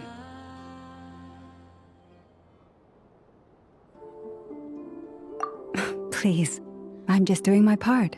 Never! Over here! Aino asked me to relay a message. She said Anefa will be on high alert and keep a close watch over all secondary districts where defense is required, providing support as necessary. Meanwhile, Aino herself will provide range support to us directly, using her latest invention. Excellent. My thanks to all involved. The chess set's looking a little unstable. It won't hold him much longer. We should be prepared to engage at a moment's notice. No sense sitting around waiting. Let's make the first move while we still have the option. I agree. Paimon, find a safe hiding place. Got it! Be careful, Traveler! I will.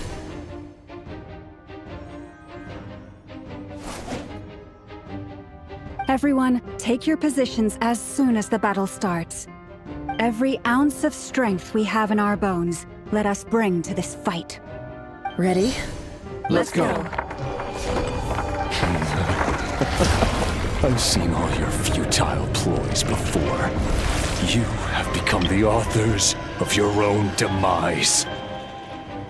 I wouldn't be so sure about that. You are merely a moment of sport before I tear down the moon.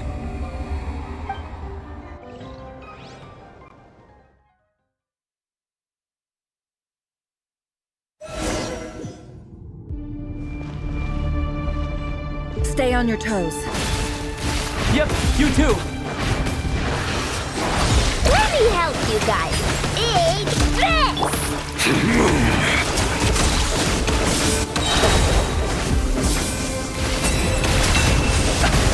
Hunt him down! It's all futile! You poor lost one.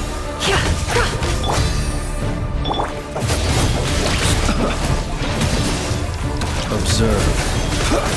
Be silent. Do you fear the dark? A grave transgression. Moonlight. No more lies.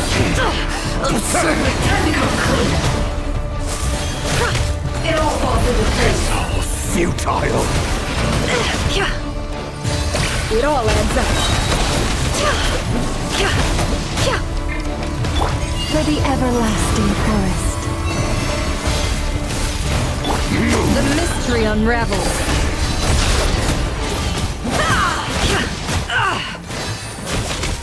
Can't hide the Moonlight betrays you.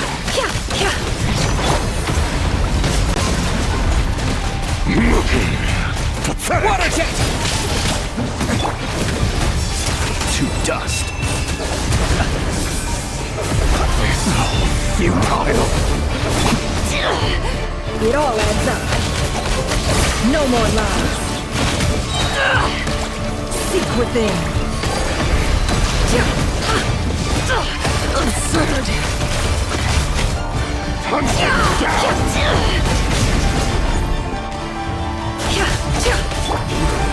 Burn. It began with the moon, and so shall it end. The moon will protect you.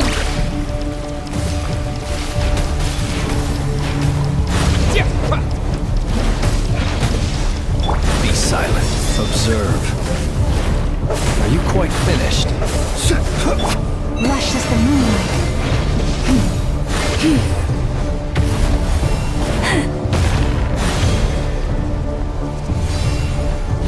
Do you see now?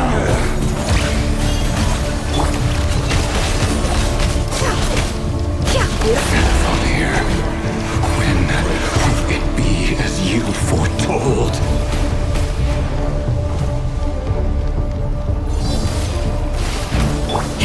Branch into song.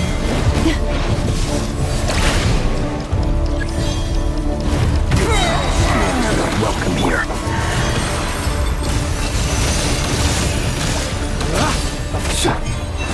By the Frostman of old. The deception ends here. Absurd.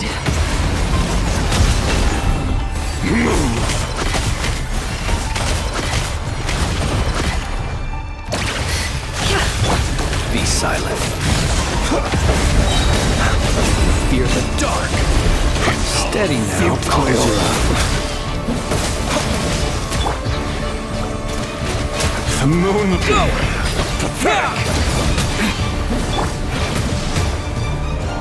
Be silent. Observe. Do you fear the dark? Be silent. To dust. Observe. No more lies. It all adds up. Seek within. Futile. Shameless.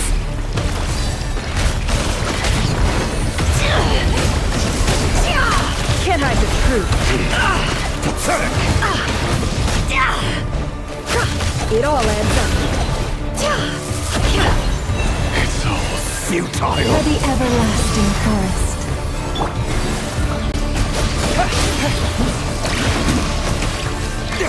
Be silent. silent. You fear the dark. Pathetic! Close your eyes. Night falls. Your Moonlight heroics is over. Move! Who wants to go first?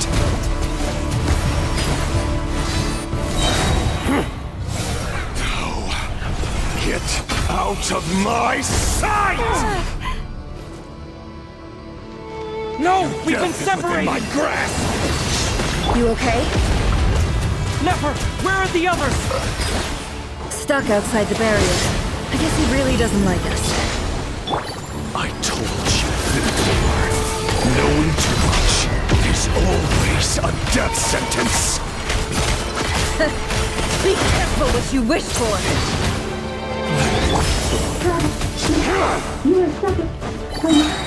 Lama! Can you hear me? Hold on, wait.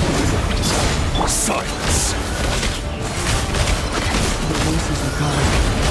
But at least I know they're still there. I need to focus. Stick to the plan. Remember my most important task. Just keep stalling. Destroyed! Alone. Reborn! The moment will come.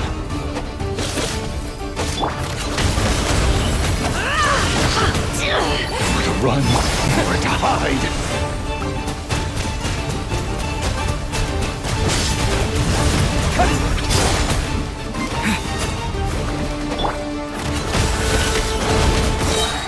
The mystery unravels. Can't hide the truth. Time to come clean. Destroyed! It all ends. Reborn!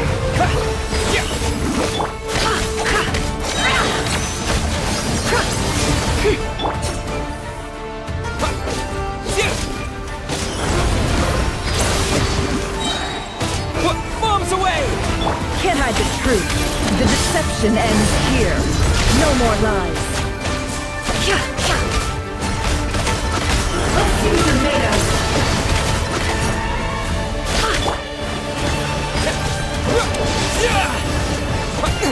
Destroyed! Reborn!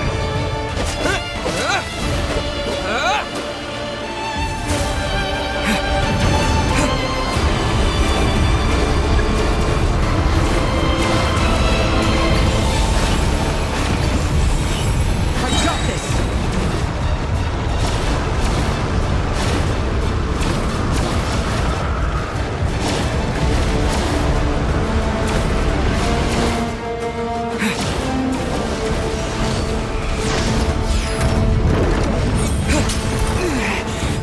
Death broken my grasp! I can't keep this up!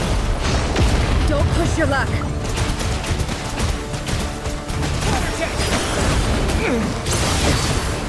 Destroyed! Absurd!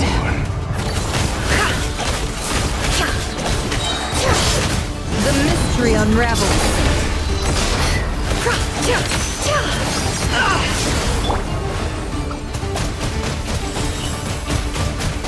Water jet!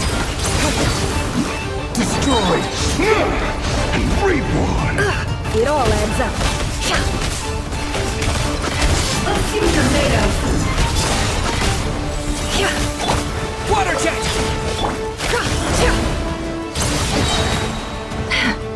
No more lies. Wipe out!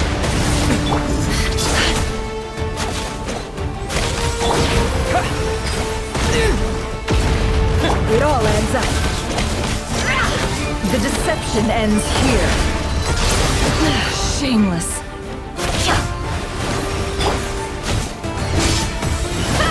Can't hide the truth. It all falls into place. Time to come clean. The mystery unravels. Go! No more lies. Destroyed!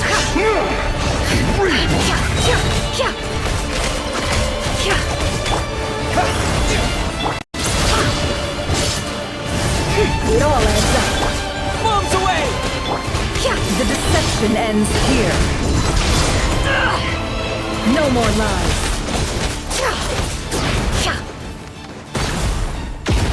Can't hide the truth.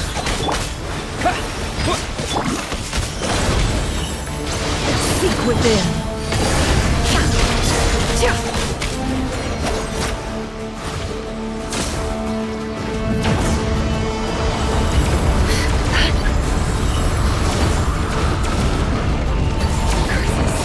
There's no other way.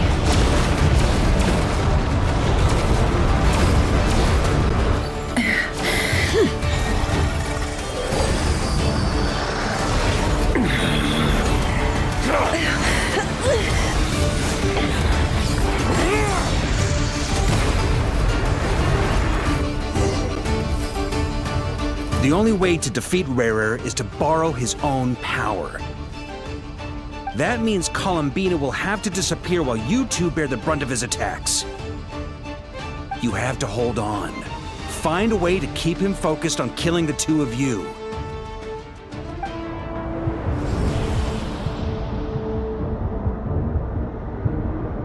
Nefer, your eyes are bleeding. Soon you will be powerless to resist. And then, I will reduce you to dust. But that dust will plague your memories. Come on, keep holding on. Any other tricks up your sleeve? Let's see them. As entertaining as they are, you've backed yourself into a corner. You don't fool me. I see your fear clear as day.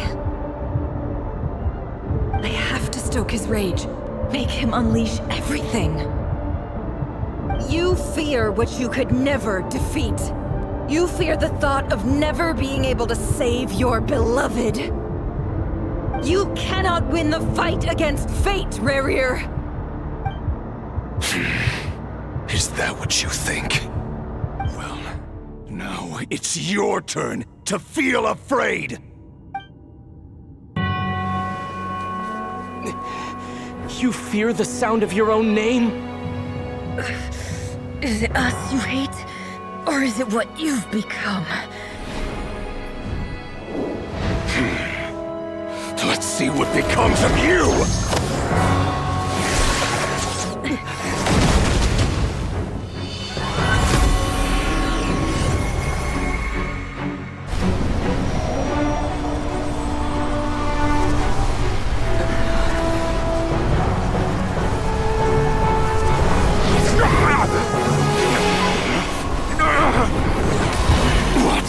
Happening? That power. I've seen it before.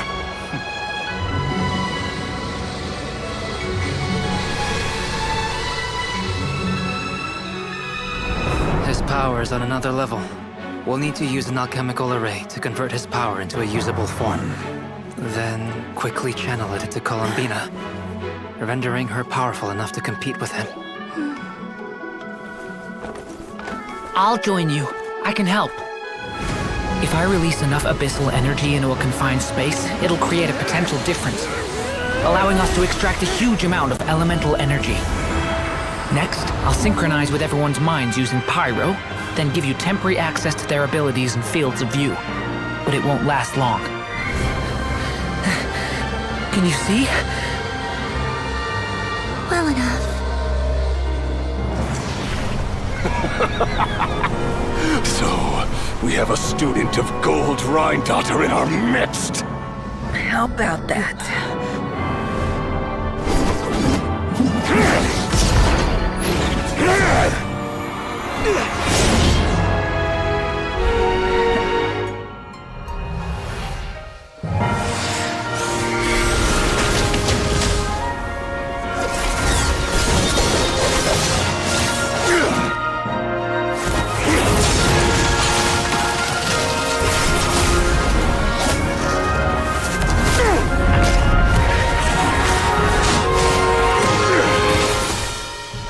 You use my own power against me?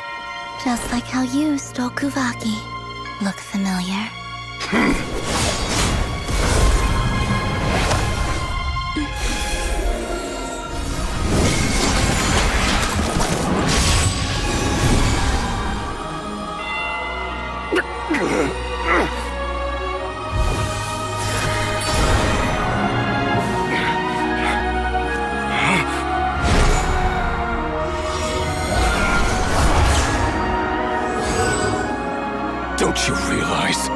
You don't have the power to hold that gate open! I don't, but someone else does.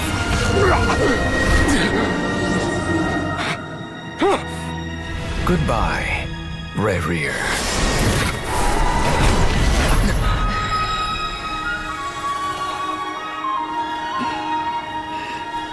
We won.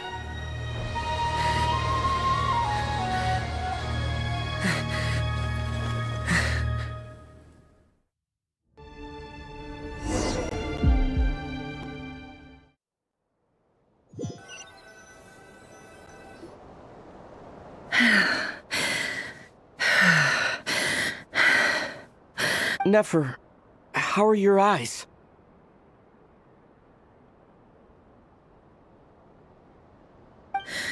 They're fine.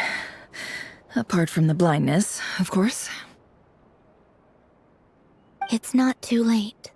Let me handle it.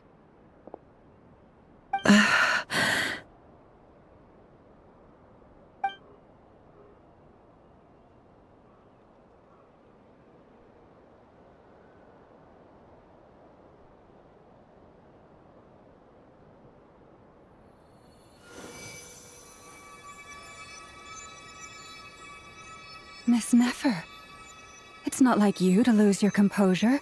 That was the most reckless thing I've ever seen you do. Reckless how? The situation was critical. Our lives were at stake. We had to do something. Even so. Okay. I guess you're right. Under the circumstances, it was a wise decision. You traded your eyes for an incredible victory. In business terms, I suppose that's a huge return on investment. I'd be hard-pressed to argue otherwise. Still, I don't like this outcome, and I don't want you to lose your sight for good. People suffer when they make sacrifices they shouldn't have to make, whether that means faith, strength, or in this case, your ability to even see. I had hoped you could win without sacrificing so much as a single hair on your head. Thank you. Really. All done. Don't try and open your eyes just yet. We'll see how you're doing in a couple of days. Until then, please follow your recovery plan to the letter. I'll send full details through Yehoda. For now, just get yourself home, relax, and rest. My dear friends, we have fought bravely and achieved a spectacular victory. A dark cloud has been lifted from the skies of Nod-Krai. All in this land will be grateful for what you have done. The moon will remember this day. Thank you both.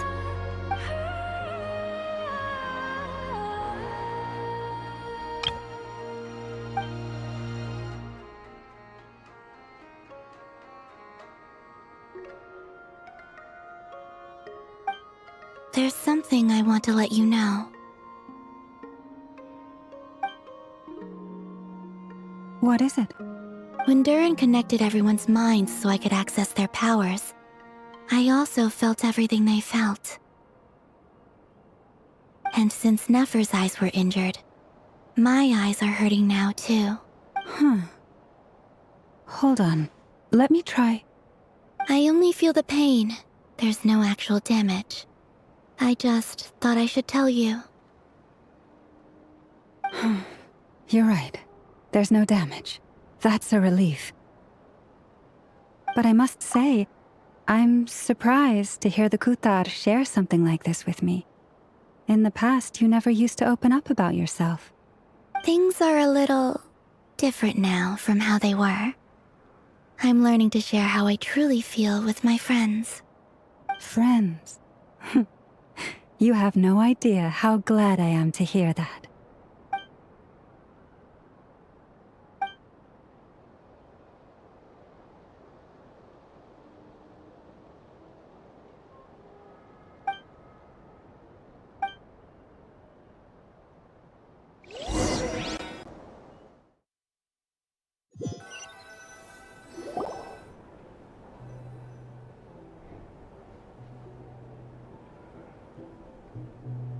Yay! You're awake!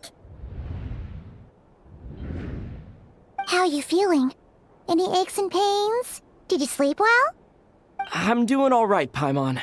No need to worry about me. Phew, well that's good. Paimon's been sitting on the edge of the bed worrying about you for ages. You slept a whole day and night. Poor Paimon had to eat all by her lonesome. Glad to hear you didn't starve. How was the food? Well, it wasn't the same without you there to share it.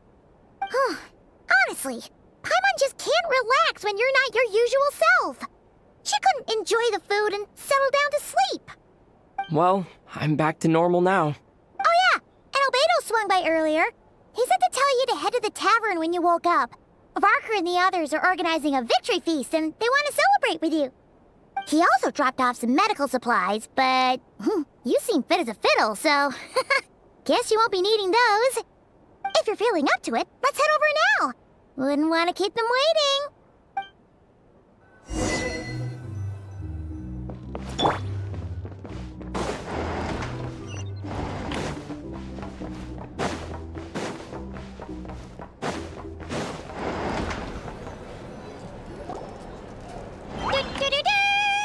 We're here! Oh, Traveler and Paimon! Perfect timing! We were literally just saying how there's no way we're holding this victory feast without you any longer, and we would have postponed it till tomorrow. How are you feeling today? Much better. Thanks. Relieved to hear it. If that changes, just let me know. Happy to check you over at any time. Yep, we're here for you. Anything you need, just let us know. Oh wait, where's Nefer? How are her eyes doing? Nefer's right over there. I'm sure she'd love to catch up with you.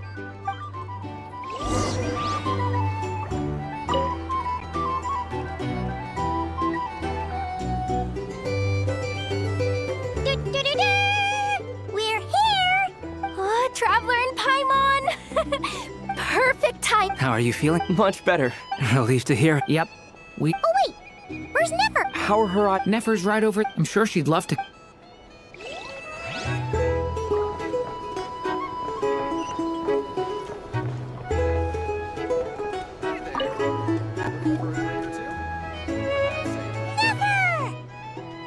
Traveler, Paimon, are you recovering well? Turns out that moon chanter has some real talent after all. My eyes were mostly recovered after just a couple days' rest. I can actually open them again now. Yeah, but you gotta be careful. Lauma says not to strain your eyes while they're still healing. Yes, thank you. I'm well aware. Yehoda, could I borrow you for a moment? Oh, sure. Coming. Did you hear that? I gotta go help Lauma for a second. You guys chat among yourselves. I'll grab us some drinks on the way back. Paimon, you still like them sweet? You bet! Make it extra sweet, because Paimon's earned it. Sure thing!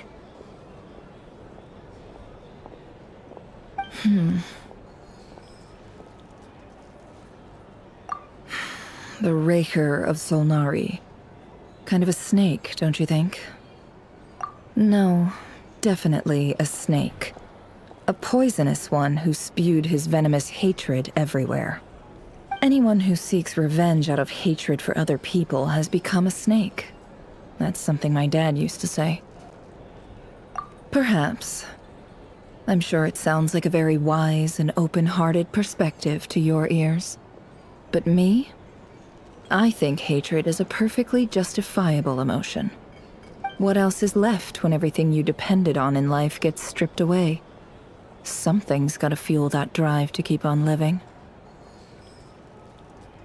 If you're worried about me, you can nip that in the bud. I'm not someone who gets stuck in the past. It's just... I suddenly feel like I was wrong to call my father a liar. He was just a fool. That's why the Academia turned their back on him, and why the other tribes ganged up on him. Oh, Father. How much better things could have been if you were a skilled liar. Look at the Ibis King. Thoth is a fiendishly cunning liar. And yet, strangely, he feels more like a father to me than my real dad ever was. He's never brought it up, but I'd bet he feels the same way. Why else would he give me the power to perceive the truth, while at the same time training me in the art of deception? Well, King Deshret banished him to Aru, which is essentially a prison, and posed 3 questions to him. He promised that he'd have his freedom if he could find the answers. His response was to take on a physical form and approach me, hoping that I could become his envoy and search for one of the answers on his behalf. Did he really think I'd fall for that? He's stuck there. He can't make me return what he gave to me. So that's enough for you to decide he's nice, is it? He's a prisoner, and he was scared. So he decided to perform some good deeds to win people's approval. He lives in fear because he's a deceiver. How is Rerir any different? You can't work as a spy your whole life and expect a happy ending. It's preposterous. Yet I can't say I don't understand it. Liars live in the darkness of their own making, but it's still human nature to want to go on living. They say that a liar's soul is the most worthless thing in the world. What do you think? Good. If you understand that, it means you're smart, and you see things objectively. If you ask me, the soul of a liar really is worth nothing, because all they care about is themselves. For example, when something good falls into my lap, I don't go sharing the news around. Stops other people trying to steal it from me.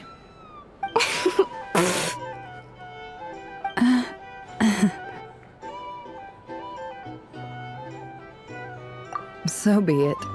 They have sharp ears. I can't keep anything from them. Oh, is that what it looks like? Well, you all know my past now, and I can't simply eliminate everyone who knows too much. So I guess I just have to put up with you. For the foreseeable future, at least. When you find yourself in a situation you can't control, the safest play is to keep calm and start monitoring everyone involved like a hawk. In the intelligence world, you need to have a sense of perspective and play your hand accordingly. If you understand what's at stake, please ensure my secret is safe with you. I trust you'll respect my wishes as a friend. But don't forget, I will also be watching you like a hawk. Very good. Oh, wait! Now that the panic's over and we've all calmed down, Paimon suddenly remembered something. After all that build-up, our mystery ally never showed up even once!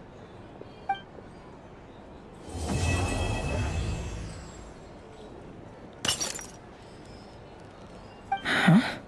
Am I imagining things?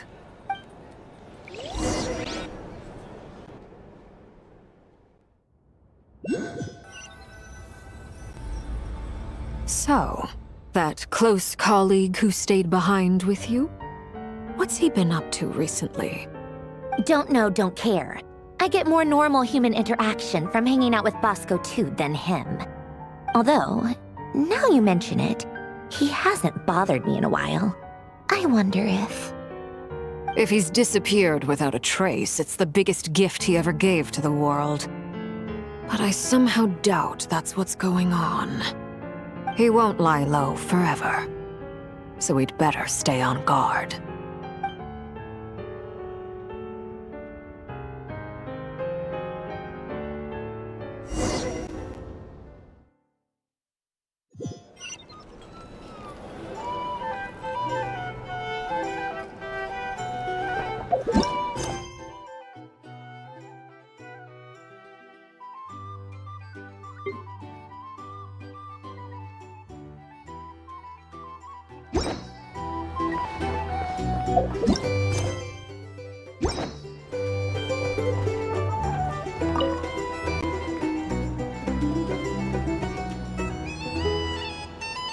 Ah, Lord Sangamabe. How lovely to see you. I must thank you for the device you provided. It was an enormous help. Would I be right in thinking that it was developed by the Academia? Why come and ask me when you clearly know already? I mostly came to thank you. That's more like it. A little gratitude goes a long way with Lord Sangama Bay. Play your cards right, and you might even stand a chance of becoming my long-term supplier. The chance to work with such a kind and charitable investor as yourself would be a great honor for the Curatorium. Huh? Charitable? Who said anything about charity? First time hearing about it. Let's see. The first plot of land you purchased in Nod-Krai, your desert interests, and... Stop! What do you think you're doing? Exposing my investment history! It's nothing to hide from. They're all perfectly legitimate investments. And some of the land you purchased was with the intent of building a sanctuary? Yes, I heard about that too. How did you... You're a curious case, Lord Sangama Bay. You don't like people finding out about your good deeds, do you? But I'm afraid no matter how hard you try to keep things under wraps, where there's a will, there's a way. You did it for Sumeru, didn't you? It was empty land that was gonna go to waste otherwise. I figured if I built something there, it might at least get some use in an emergency. Disasters are capricious things. They strike without any warning. I've lost family to a disaster before, and I don't want to lose any friends or business partners if I can help it. My elder sister used to dream of finding a sanctuary. Somewhere with plenty of food, water, and medicine. Where everyone could live happy lives. It was something I looked into, but after discussing things with the Dendro Archon, I decided on a more effective strategy. The tech people handled the tech, and Moneybags provided the Mora. It just made the most sense. It's a pity that so few people know the truth about you. Everyone says that you view everything in terms of Mora, and all you care about is growing your own wealth. So, what's the problem with that? Everyone wants to be rich. It's human nature. So yes, I love Mora, and it's nothing to be ashamed of.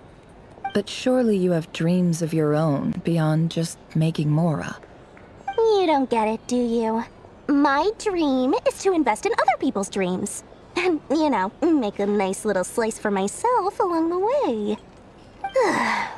Just thinking about it makes me happy. That sweet, sweet sound of Mora. Thank you. For the device? And the pendant. Oh, that. I was just returning a favor. Don't worry about it. Seems like we've both been away from home for a very long time. Yeah. So long that I barely remember what my family even looked like. That would be your mother, father, and sister? Yeah, though it's been years since my sister passed away. It's not like I want to forget them, obviously, but memory can be even more ruthless than the most calculating business person. Beyond a certain point, if something isn't helping you, it just gets rid of it. My sister can't help me now. Slowly but surely, her face is fading from my mind's eye. It's become a vague impression. Not everything will fade. When loved ones pass away, the beautiful memories are the ones that last the longest. Yeah, that's true. If you ask me, that's the one silver lining in all of it. Well, that, plus, I'm sure that life is much better now than it was back then. Oh, absolutely. I have tons of Mora, a big beautiful house, business is booming, and I'm as happy as can be. You've got a lot going for you too. Boss of the Curatorium of Secrets? I'm sure there's plenty of Mora to be made in that line of work. I appreciate the vote of confidence.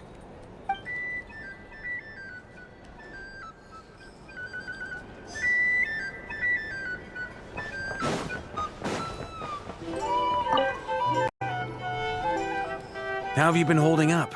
Any adverse reactions? If you start to take a turn for the worse, make sure you tell me right away. You don't need to worry about me, Grandmaster. I'm fine. I mean, I barely did anything, so... What? You're too humble, young man. You played an indispensable role in the battle for Nod-Krai. We can't thank you enough for your support. Sometimes, when people praise you, it's because you deserve it. The best thing is to accept it calmly and with grace. It's important to learn how to respond to words of admiration. Let's do a quick demonstration. Albedo, that was an incredible feat of alchemy. The pressure was on, but you worked flawlessly at lightning speed to get the job done. Thank you. I can't take all the credit, though. Durin played a big part in forming the alchemical array. See? Did you catch that? A masterclass in how to take a compliment. Okay, yeah. I did work pretty hard to help prepare for the battle. No point denying that. Hey, you guys! Hey, look who's bounced back. Looking good, Traveler. Seems like you've recovered. You won't need to take any more medication. Can I get you a drink? Huh? You know how to order at a bar now? You've sure learned a lot recently. Handling a drinks order is ridiculously simple compared to alchemy. Don't worry, I'll blend into society yet. Paimon believes it. You're clearly a fast learner, just like your brother. To be totally honest, though, Paimon didn't quite follow all the details when you first explained the plan to us. Don't worry, that's completely understandable. Unless you're a student of alchemy, it's hard to grasp the principle and how the process works. To put it in the simplest terms, we saw how our enemy stole the power of Kuvaki. And that gave us the idea of stealing his power to turn it against him. When facing an enemy you have no hope of defeating, it's best not to engage them in battle. So, instead of looking for a way to overpower him, we decided to help Columbina get strong enough to at least stand up to him in a fight. For this to work, we had to analyze his modes of attack, confirm who his main target was, and make sure that he wouldn't go beyond the range of the alchemical array. For added security, we prepared a total of 4 arrays. But to mitigate the impact of the battle, we identified one location in particular as the ideal spot, which is where the confrontation took place. The alchemical array absorbed his abyssal power. Then Durin processed it to render it usable by Columbina. That power enabled her to do what would otherwise have been nigh on impossible. What surprised me was that Dainsleif actually agreed to join us. Given his history with Rerir, he had every right to sit this one out. But we're extremely grateful for the decision he made. It must have been a painful choice to make. But I'm sure that making a decision was far better for him than staying in limbo. Absolutely. He was torn between 2 paths, but in the end, he made his choice and stuck to it resolutely. He doesn't strike me as the sort of person who'd stay trapped in limbo for long. Anyway, however you cut it, everyone gave a stellar performance. And now, it's time to kick back and celebrate.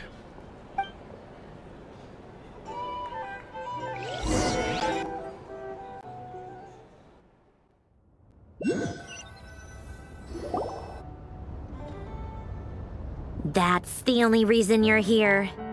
Yes. I've thought a lot about it. And I've realized that you, me, and Arlecchino should be friends. I think this is very important. So I felt I had to come and tell you. Well, this is a new one. I'm so moved. I can't even hold my teacup. If that's all, you can leave now. Do you not want to be friends with me? Or is it that you prefer being co-workers? What is this, Columbina? Are you deliberately testing my patience threshold? Right now, my politeness module is active. But if you say another word, I swear I'll shut it down.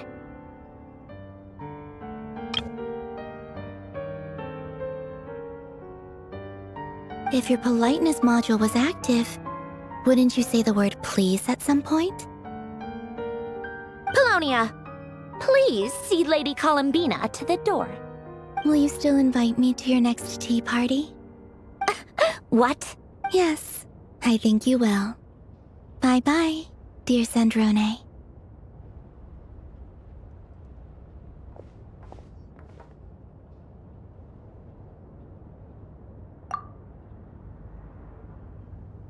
Last time, the Wild Hunt escorted you out. Would you rather I handled it myself this time? We just wanted to, see how you were doing now that it's all over. Why? Out of concern for my safety? I hope you didn't seriously think that the Rahier of Solnari would be able to lay so much as a finger upon me, given how prepared I was. Mostly because you kind of helped us out, so we just wanted to check you were okay. Looks like all your robots are fixed, huh? Oh, don't you worry about that. Tea time is already a write-off. The visitor before you managed to kill my appetite. If you're in the mood for tea, go ahead and help yourself. Otherwise, it's going to waste. My coasters are still missing in action, though. Use this notebook instead. Whoa! Pretty hefty notebook. Look at all those calculations. You can ignore those. They're just dumb scribblings. I doodle and write in my free time. Sometimes I remember the distant dreamlike past. Sometimes I imagine the far-flung future. And other times, I grit my teeth and note down all the crazy nonsense going on in the present. Some people do the crosswords in the newspaper. This is my equivalent of that. Trying to predict the future is like daydreaming, and writing about the present just makes me furious. The past is my favorite. If nothing else, it's already set in stone, so I don't have to rack my brains trying to figure it all out. Huh. Although, having said that, the only vaguely interesting memory in my past is probably that guy they call Lord Artificer.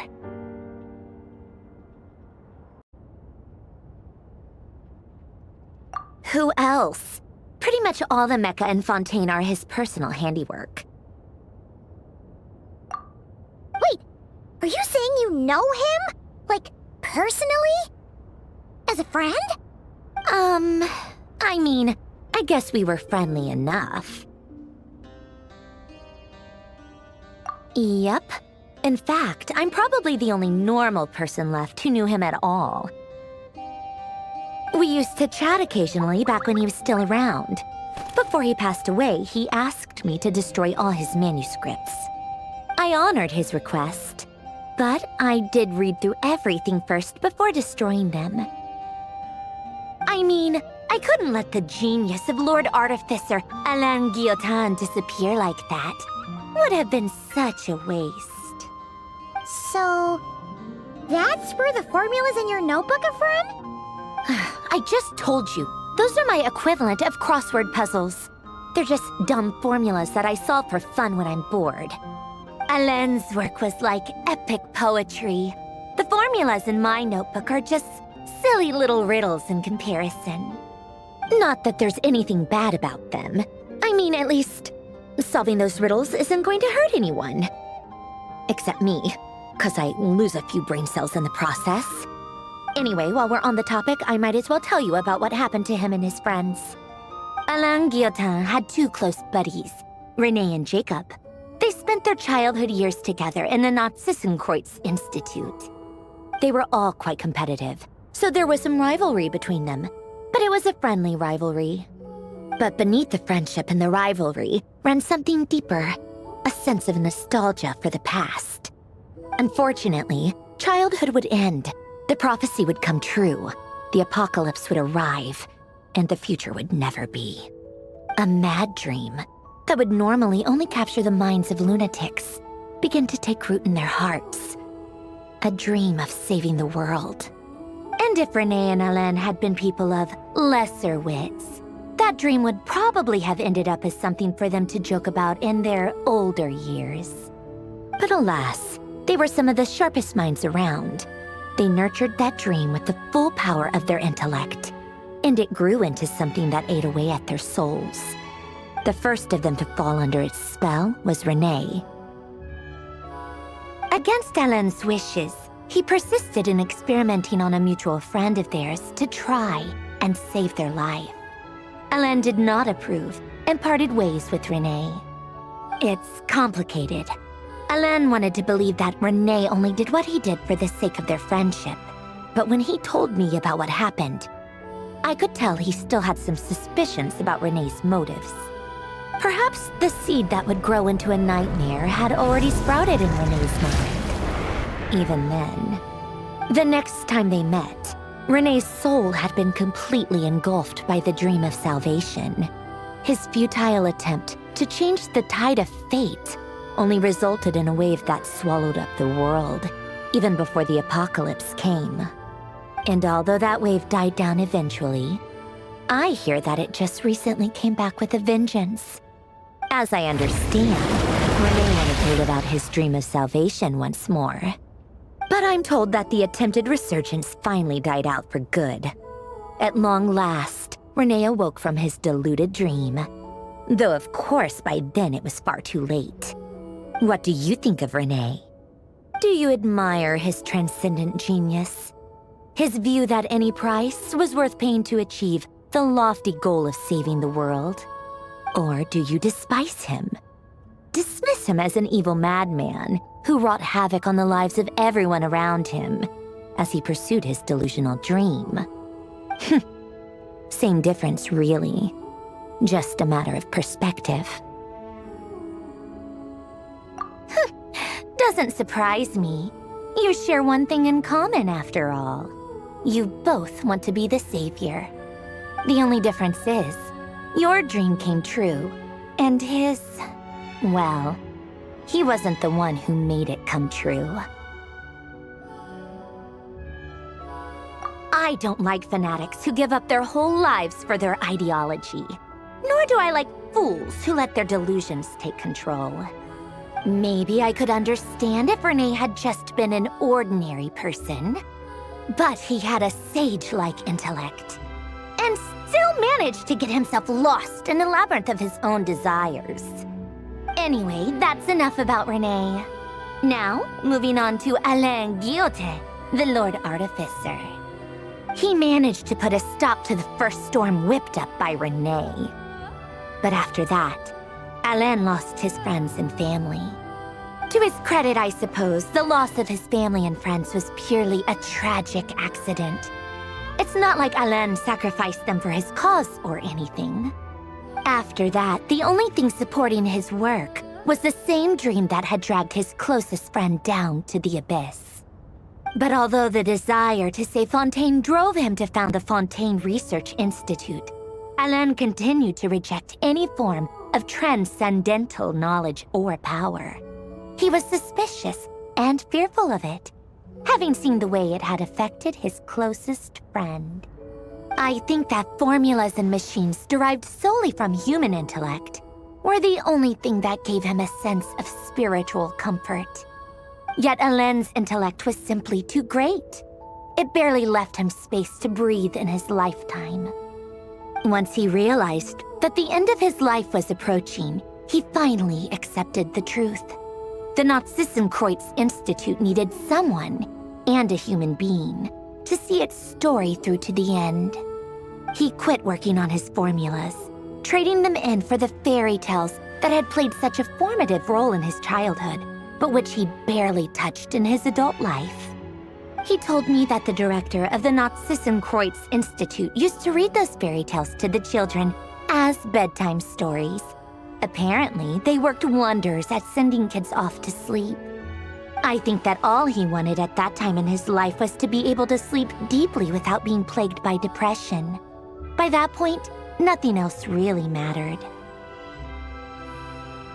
At the very end, he laid down to rest in the ruins of the former Nod-Krai Institute orphanage, while the Fontaine Research Institute he had founded continued tirelessly with its work.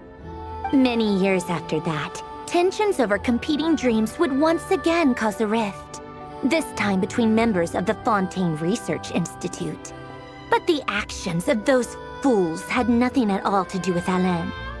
And that is the story of two people from the Nod-Krai Institute who both wanted to save the world.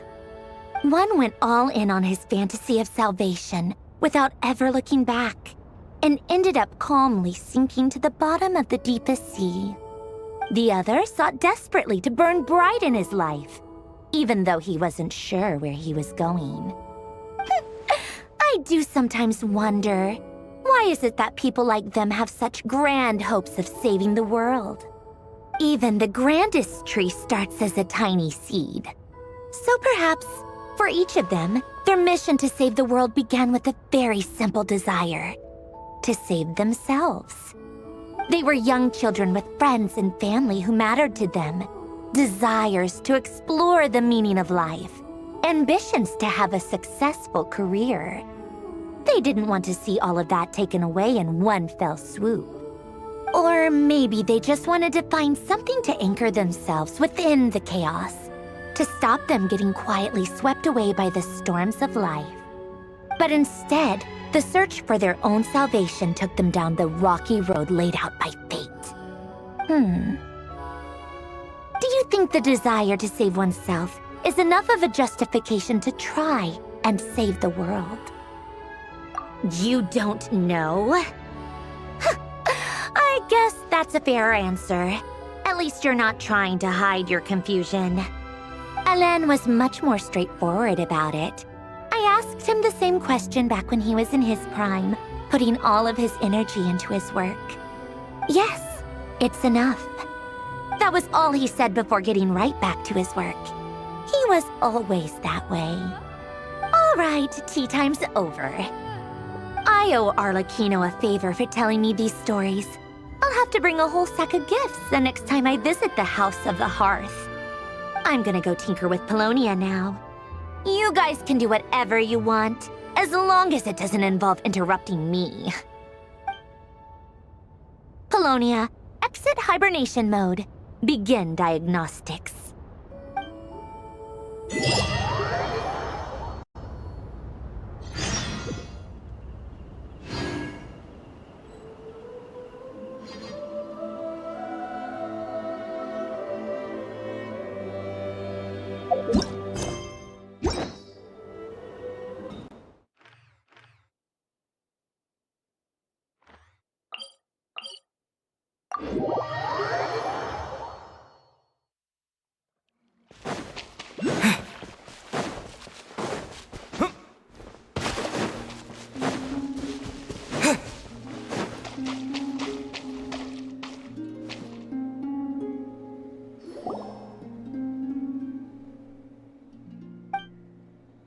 Looking for me?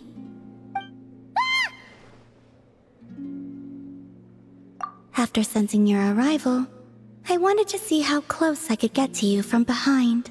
Because you had nothing better to do, or...? Is that how it seems? No different than when I was with the Fatui then. There was never much for me to do. The Tsaritsa only sought the power of the moon goddesses. I was never dispatched to see Xenosis or anything like that. Take walks, watch the moon, sometimes sing. But I came to do that last one less and less after Sandrone forbade it. She didn't like your singing? No, she praised it actually. But I had only recently joined the Fatui then, and she said my singing set the others on edge. Because, for those not in the know, it seemed like I was about to use some sort of power. Oh, Paimon can sort of understand that. Oh, and there was another reason. She said she did most of her research at night, so if I sang during the day, it would disturb her attempts to catch up on sleep.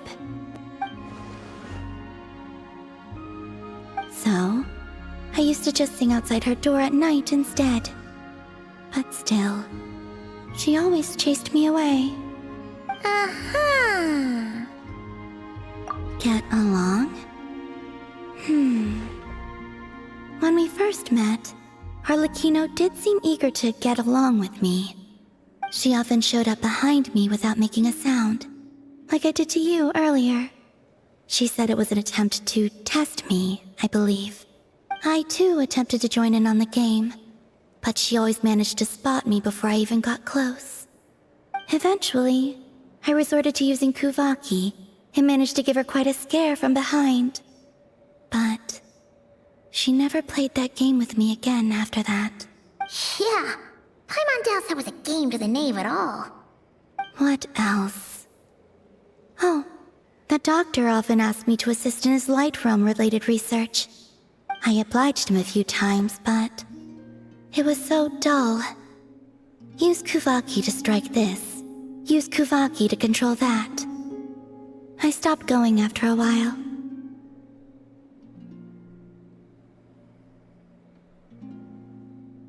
Yes, even though I've run away from home, I do have some fond memories of it all the same.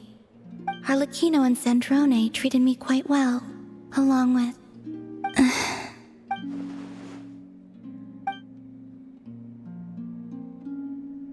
Give me your hand.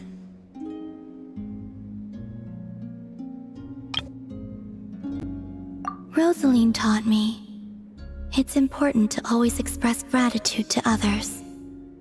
So, thank you for listening to me.